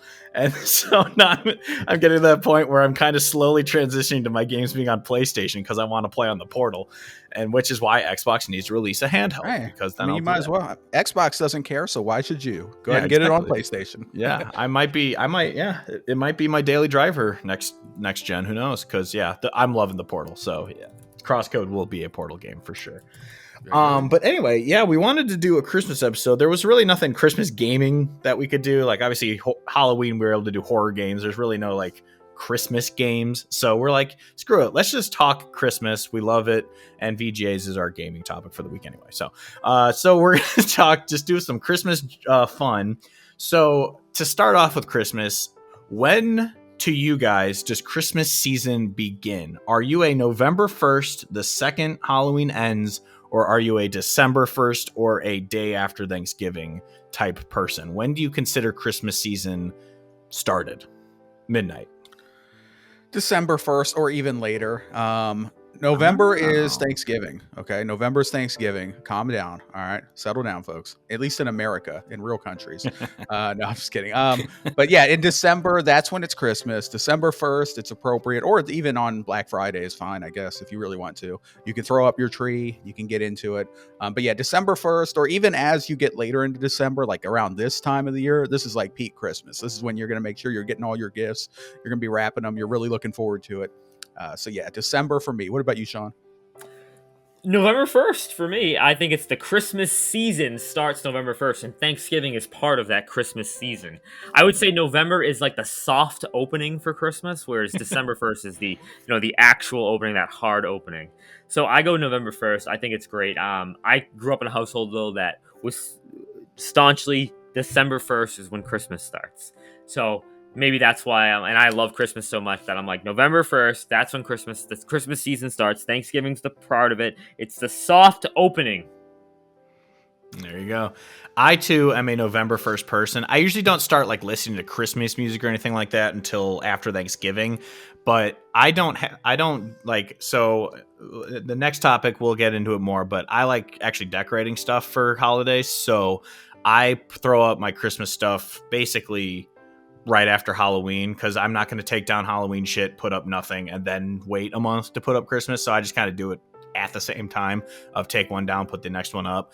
But yeah, December or after Thanksgiving is when I really start getting into the Christmas spirit. But to me, Christmas season does start November 1st. That's when I kind of start thinking about it a little more, because to me, Thanksgiving isn't a holiday, it's a meal and just a day of football. So that's kind of what, so I don't think much of Thanksgiving. It's Halloween and then Christmas starts the next day, but that's just for me. But the older you get, the less you kind of really think about the holiday. Obviously as a kid, the second Halloween's over, you're like, I can't wait to get Christmas presents. But as an adult, it's more of just like, I hate winter and it's cold and I want to be happy, so I'm gonna put up Christmas lights. So so that's it for me. But next up, so going into it, decorating, yay or nay? Do you guys put up any decorations of any sort, or do you not, or do you even like Christmas lights? Do you even take the time to really look at them or anything? Like, I love decorating. I'll go first. I love decorating. I like putting stuff up. I get that from my mom. I get my artistic side from my mom. That's how I become a good drawer and designer and musician and all that. I get all that from my mom's side. So I get also the urge to decorate my house or apartment or whatever from my mom. So I really like it. I like putting up the Christmas tree and all that kind of stuff. Midnight, obviously I can see your apartment. You don't really care to decorate, but what do you think of Christmas decorations in general then? I love it. You know, I love Christmas lights, Christmas trees, all that stuff. Very festive, very fun. I'm a fan of it. I just don't really get into it myself because I live alone in a 1-bedroom apartment, so I'm not going to throw up a bunch of shit. I don't do a tree because, again, it's just me. Nobody's coming over here not for Christmas. I go to my brother's house for Christmas. So, but I might get, maybe this year I'll get like one of those small like Charlie Brown Christmas tree and put it somewhere. That might be cool. But yeah, no, I don't really get into it much myself, but I do love it. I mean, who doesn't love seeing some nice lights and some festive vibes, you know? Yeah. What about you, Sean? I love Christmas decorations. I absolutely adore them. Growing up, that was a big thing, and that's a big thing in my house. Was putting up Christmas decorations, decorating the tree, just decorating in general. There was every year on December 23rd, my parents, we would go to this one neighborhood in a couple towns over from us, and the houses on that neighborhood would go all out with Christmas lights outside and just like all decked out. And that we looked forward to that. I remember that every December 23rd we'd go out and do that, and it was huge for me, just like seeing all the lights, because we didn't put lights outside, but our whole inside of our house was just like decked out. I remember every year my mom still does this. She puts a basket in. We had like a fireplace at our house. We never used it, but there was a basket, and she would put these like picture books in there, like Christmas picture books, like children's stories. And every year I would read through them. I still do it to this day. I go over there, I read through them. We had like Charlie Brown Christmas, like the comic was like in an adaptation of a book. We had like just a bunch of books that like I remember getting from like Scholastic book fairs, and it was like all Christmas themed, and I really loved it. Nice. Yeah, I love all of it. So everyone knows I'm hosting the holiday episodes. I am a holiday lover. So yes, I adore the decorating and everything. But moving on to other Christmas topics let's list our 3 favorite Christmas movies. Okay, now hang on 1 second. Now, are we talking Christmas movies or Christmas specials? Because there's a difference to me. Basically, anything that you'd only watch during Christmas season. Okay. Of just anything of that sort. So specials are included, all right. Yeah. So, Midnight, we'll go first, just because I'm not sure what kind of Christmas things you're into. So, what movies or specials or shows or whatever, if any, are there that you would watch annually or every few years or something? Yeah, so, I'm not a huge movie guy, but of course I have seen and I do enjoy some Christmas movies. So I'm going to go ahead and rank these. So at number 3, I'm going to say Bad Santa. That was hilarious with Billy Bob Thornton or whatever. He's all drunk at the mall and stuff. Hilarious movie. Love the dark edginess. It has Grinch vibes. I love it. So Bad Santa is my number 3. My number 2, and yes, this is a Christmas movie. It's not Die Hard. Is Home Alone. Home Alone is a Christmas movie. Oh, yeah. It's awesome. Obviously takes place during the holidays. Macaulay Culkin. Great movie. And then at number 1, this is an old take because I'm an old man. I think it's just called A Christmas Story, right? Yeah, Christmas Story. Yeah. A Christmas Story is the one with the kid who gets the BB gun. You'll shoot your eye out. That's a classic. With my old ass, it was on TV every year, and I always enjoyed it. That's a great story. Definitely has aged. Modern like Gen Z kids will probably be like, "Oh, what is this old shit?" But it's a great story. I like it. Shout out to Ralphie, and his BB gun. So that's my top 3. Awesome. Those are fantastic movies. I support your decision and including all 3 of those. Sean, what about you? So this is a really tough list for me. There's a lot that I want to include, but I can't. So mine are basically all specials. There's no movie here. If I had to pick a movie, it'd be Nightmare Before Christmas, but these are all specials. So here we go. Starting at number 3, we have It's Christmas Every Day, Fairly Odd Parents. This is a Christmas episode from, I think, 2002, where Timmy Turner he wants it to be Christmas every day because it's going to be the greatest. But he soon realizes he can get sick of it, and it runs Santa dry on his magic power because every day there's fewer and fewer gifts, and people are getting really sick and tired of Christmas. And it pisses off the other holiday mascots to a point where they're going to kill Santa Claus. So I really, really, that was my number 3. Sorry for that. Number 2, I have another Nickelodeon special, and this is the Hey Arnold Christmas, where everyone in the boarding house, if you're not familiar, gets a secret Santa. They get a Santa person, and Arnold gets Mr. Wen. Yeah, Mr. Wen. I almost called him Mr. Wang. That would have been bad. Mr. Wen. And Mr. Wen always gets really depressed around Christmas. And Arnold has to figure out why. And he figures out why. And he gets him a very, very special gift. And every year we watch it on Christmas. And it makes my mom cry every year. Every year I love that episode, man. It's so good. Yeah, it's that and the Thanksgiving one are like, oh my God. Dude, Hey Arnold was a great show. It was awesome. Yeah, it is. I love that show. Unbelievable. And finally, my number one is a twofer. It's a twofer here. It's a combination of Mickey's Once and Mickey's Twice Upon a Christmas. You can watch these. I watch them back to back. I have a DVD that plays them back to back. And these are just like literally, it's like 3 adaptations of Christmas stories. Like that's what they do. It's just like 3. So like they have The Gift of the Magi is one of them, which is a story I read with my freshmen in high school. It's all about symbolism, and that's just Mickey and Minnie. Are you guys familiar with The Gift of the Magi? Mm-mm. I know it only because the Simpsons made a episode spoofing it. Yeah, kind of. I mean, slightly. Yeah. I know of it. But... Yeah. Okay. Well, they have a Gift of the Magi. They do a Christmas Carol with like Mickey. Scrooge McDuck plays Scrooge. It is very, and Mickey is like the worker who has to work on Christmas and Christmas Eve. And they just do a bunch of like adaptations of like old Christmas stories. So those are my 3. Nice. Mickey's Upon a Christmas, Once and Twice. Hey Arnold Christmas Special, and Fairly Odd Parents. It's Christmas for every day. I haven't. Shout out to the SpongeBob one. The SpongeBob, Dude, Early Christmas. That's a great one too.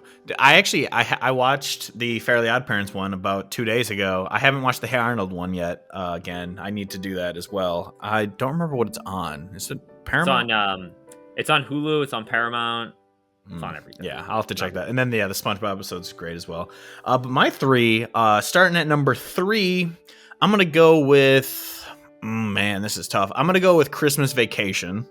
I love this movie with a passion. Shitter's Full Clark. It's just one of the funniest Christmas movies ever made. And then number 2, why am I blanking? I just had it in my head. Oh my God, why am I blanking?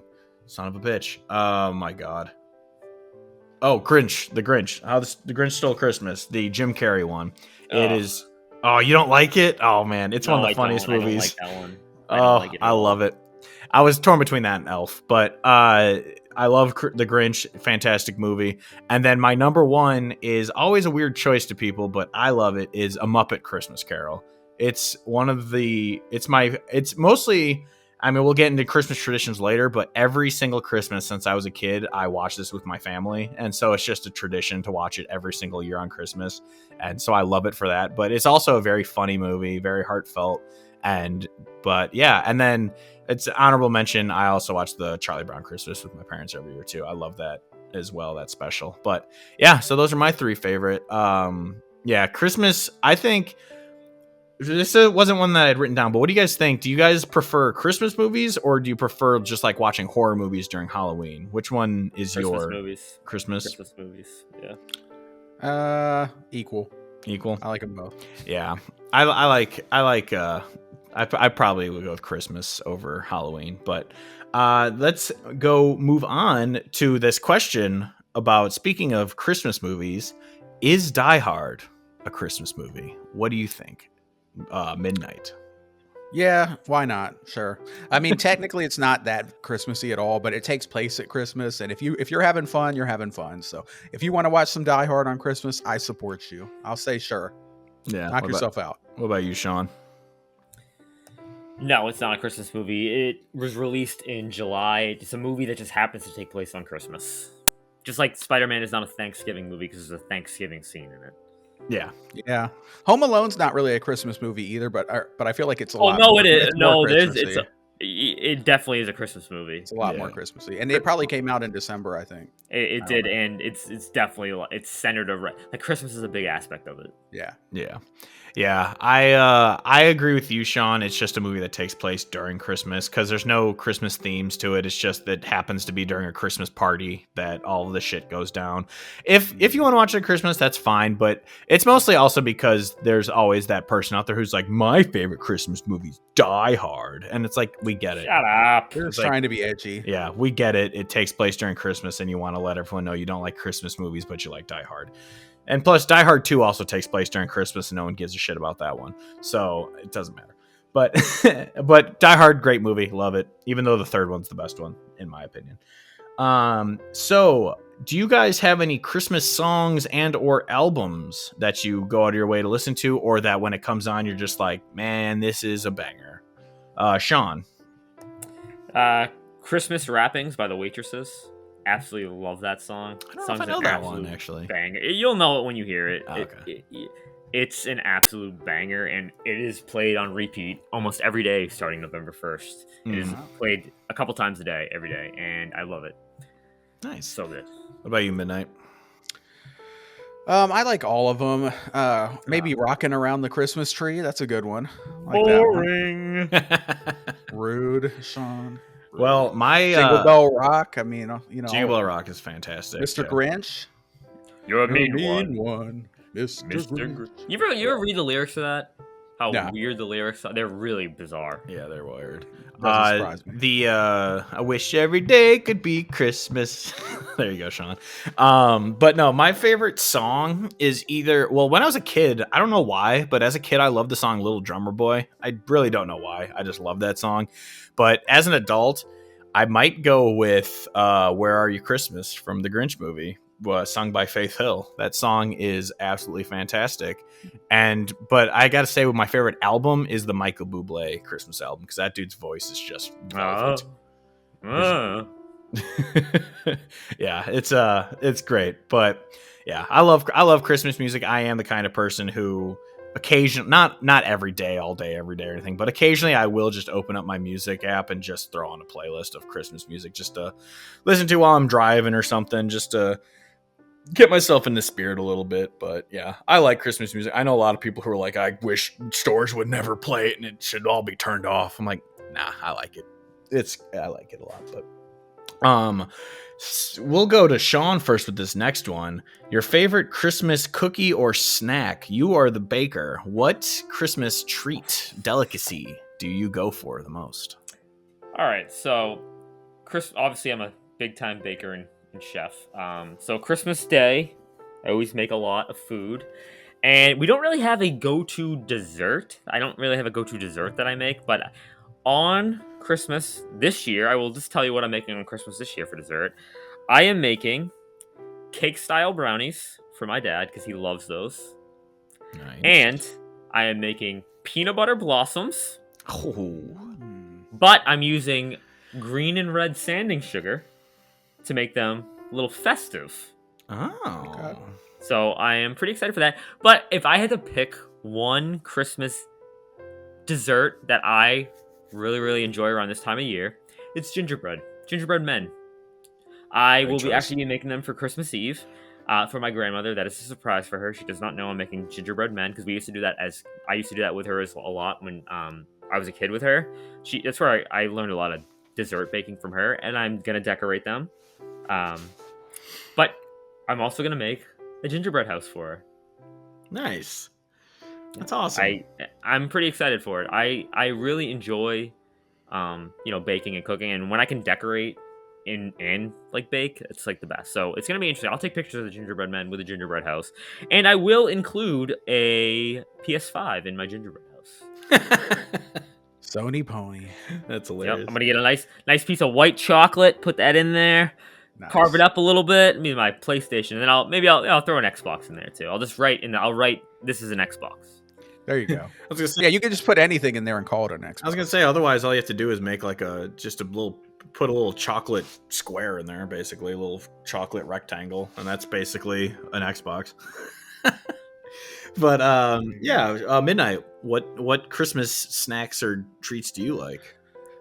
Gingerbread is cool. I would say like for a dessert, I guess. I feel like pecan pie is kind of like a Christmas type thing, maybe. And it's good, with some Cool Whip. Can't go wrong with that. Yeah. I don't really associate food with Christmas so much. That's more of like a Thanksgiving thing. For me, Christmas is more about just getting together with family and giving out gifts and receiving gifts when you're younger. But as you get older, you might like to give the gifts a lot more. But yeah. Cool. Yay or nay on candy canes? Yeah, they're decent. Yeah, all right. I don't eat them often, but if I ever have one, they're fine. But do you like candy canes, Sean? When I was really little, we devoured candy canes like a lot in our house. We used to put up my parents used to put candy canes on the Christmas tree, like in the wrapping, and but they stopped doing that because me and my sister kept taking them and like eating them and then making them into like really sharp and then fighting with them. Nice. And yeah. I'm gonna let you know, kids still do that. Oh yeah, of course they do. Yep. I would too. My favorite. So my mom she's an okay chef. She would admit that herself, but she is an amazing baker. The cookies she makes are fantastic, and she makes these powdered sugar ones that are, I just call them cocaine cookies because it looks like cocaine, or just like cookie just covered in white sugar is like basically what they are. So I call them, and they are by far my favorite cookie. But my mom also makes just these sugar cookies that she frosts, and when we were kids we'd all frost with them, but obviously none of us live at home anymore, so she mostly does it with my aunt. And she just makes and she makes snickerdoodles. She makes these chocolate cookies. She makes the peanut butter ones where you stick the kiss on them. I can't remember what those are called. That's a peanut butter blossom. Is that what they're called? Okay. That's why, yeah. Okay. Yeah, those are amazing. I love those. So I didn't know that was the name. I just heard peanut butter and I got excited. Yeah, but peanut butter blossom. Yeah, those are amazing. She makes great gingerbread cookies.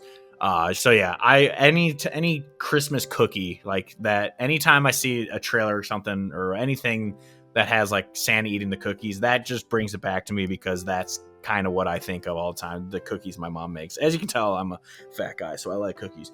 But yeah, so next is, do you have any special gifts or memories or anything of Christmas past? Like we could kind of tie it into gaming a little bit. Anything you remember getting as a kid or at any point that you're like, hell yeah, this is an awesome Christmas.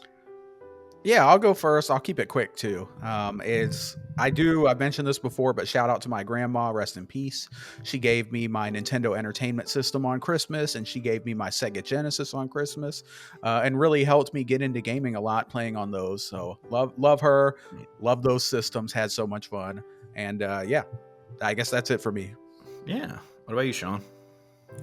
Yeah, I mean, I associate a lot of my great memories of gaming with Christmas. I'm just gonna shout out two really, really quick ones. Christmas 2005.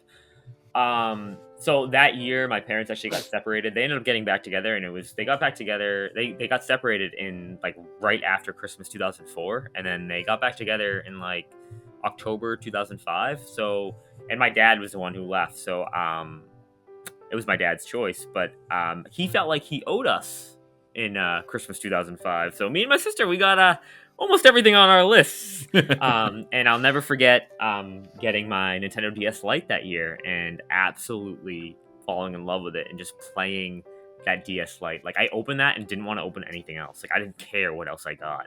Yeah. And just playing so much Mario Kart DS with my sister got one too, and we just played so much Mario Kart DS that day. Playing Animal Crossing Wild World with her, like that was amazing to us. The fact that we were doing like Wi-Fi with each other, running around each other's islands. That was an amazing Christmas. Christmas 2005. And then one memory I have is that my parents host Christmas Eve, the big Christmas Eve party every year. And growing up, it was all the kids would always be in the basement. We'd be in my basement playing video games, and every year it would be Smash Brothers, Mario Kart, or Mario Party. And I'll never forget Christmas Eve 2001 playing the original Mario Party. There were 8 of us in the basement, so it was like 4. You know how it's 4-player, but it was like it would be 2 versus 2 versus 2 versus 2. Me and my cousin were Wario, and we were playing on the Bowser stage, which is notorious for like stealing coins and all that stuff. And I'll never forget my cousin flipping out because me and my other cousin Ryan, who I was paired up with, stole a star from him, and he flipped out so much he shut the N64 off and just ran upstairs and went into my room and locked the door and wouldn't come out. That's hilarious. Yeah, for me, I don't really have many gifts that I remember that are gaming related. I do remember when I was a little kid, I had a little stuffed Pikachu that I got on Christmas. I carried that thing around all day. I was probably 8 years old or something. I don't even know.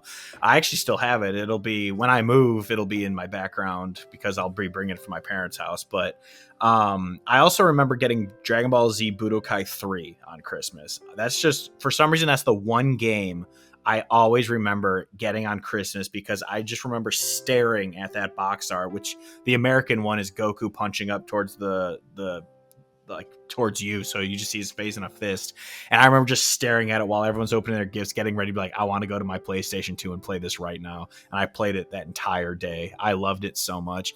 But I also, just a couple years ago, I don't know why, I don't want to pat myself on the back, I bought my brother an Xbox Series S just because he's a PC gamer, but we like playing Xbox games occasionally together. So I bought him a Series S just so he could play with us, and he was really happy about that. But because most of my memories about Christmas Day are just hanging out with my family, like you said, midnight. It's really about just kind of hanging out. We watch a lot of the Christmas movies and shows together, just hang out, eat food and just enjoy each other's company. So the gifts part I don't remember as well, but my parents are awesome. I had a great childhood, so Christmas was always a fun day, and we always had a great time. So I love it. But one thing about gaming also is we'll transition to our favorite Christmas traditions that we have is basically through high school and college up until recent years. Me and my older brother, we only saw each other at Christmas, because we're either off at college or we just live in different places. And so every Christmas we would get together when we'd be home for, a week or something for Christmas, and we'd play through a Lego game. I've talked about this before, is I've played through basically every Lego game because me and my brother that's our tradition of we play them together.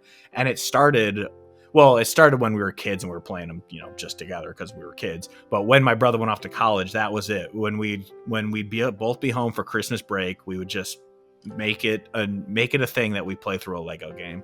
And so those games always have a soft spot in my heart because of that, because it was just a bonding thing between me and my older brother. Me and my younger brother, we play games together too, but it was just those Lego ones for holidays because he was the brother who was away and I was home waiting for him. So when he'd come home for a break, it's like, yeah, next Lego game, we're playing Lego Batman this time. And so it was a lot of fun. And so I think about that. So let's use that to jump into really quickly before we wrap up. Any big Christmas traditions you guys have that you enjoy? Midnight. Unfortunately, no.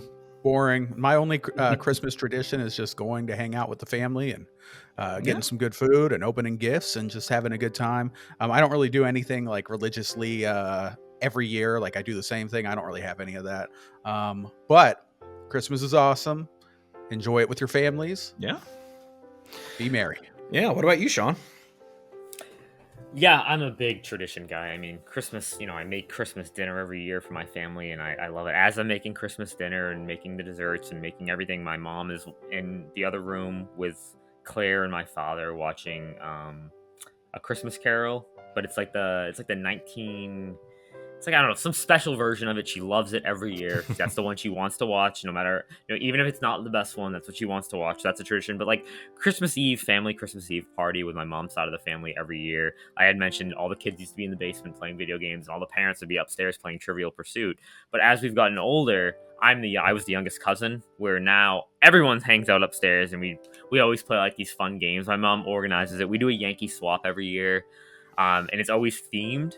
So like last year, themed was inappropriate ornaments was the theme. This year, the theme is getting an item from a Christmas movie, like a random item from a Christmas movie, any Christmas movie you want.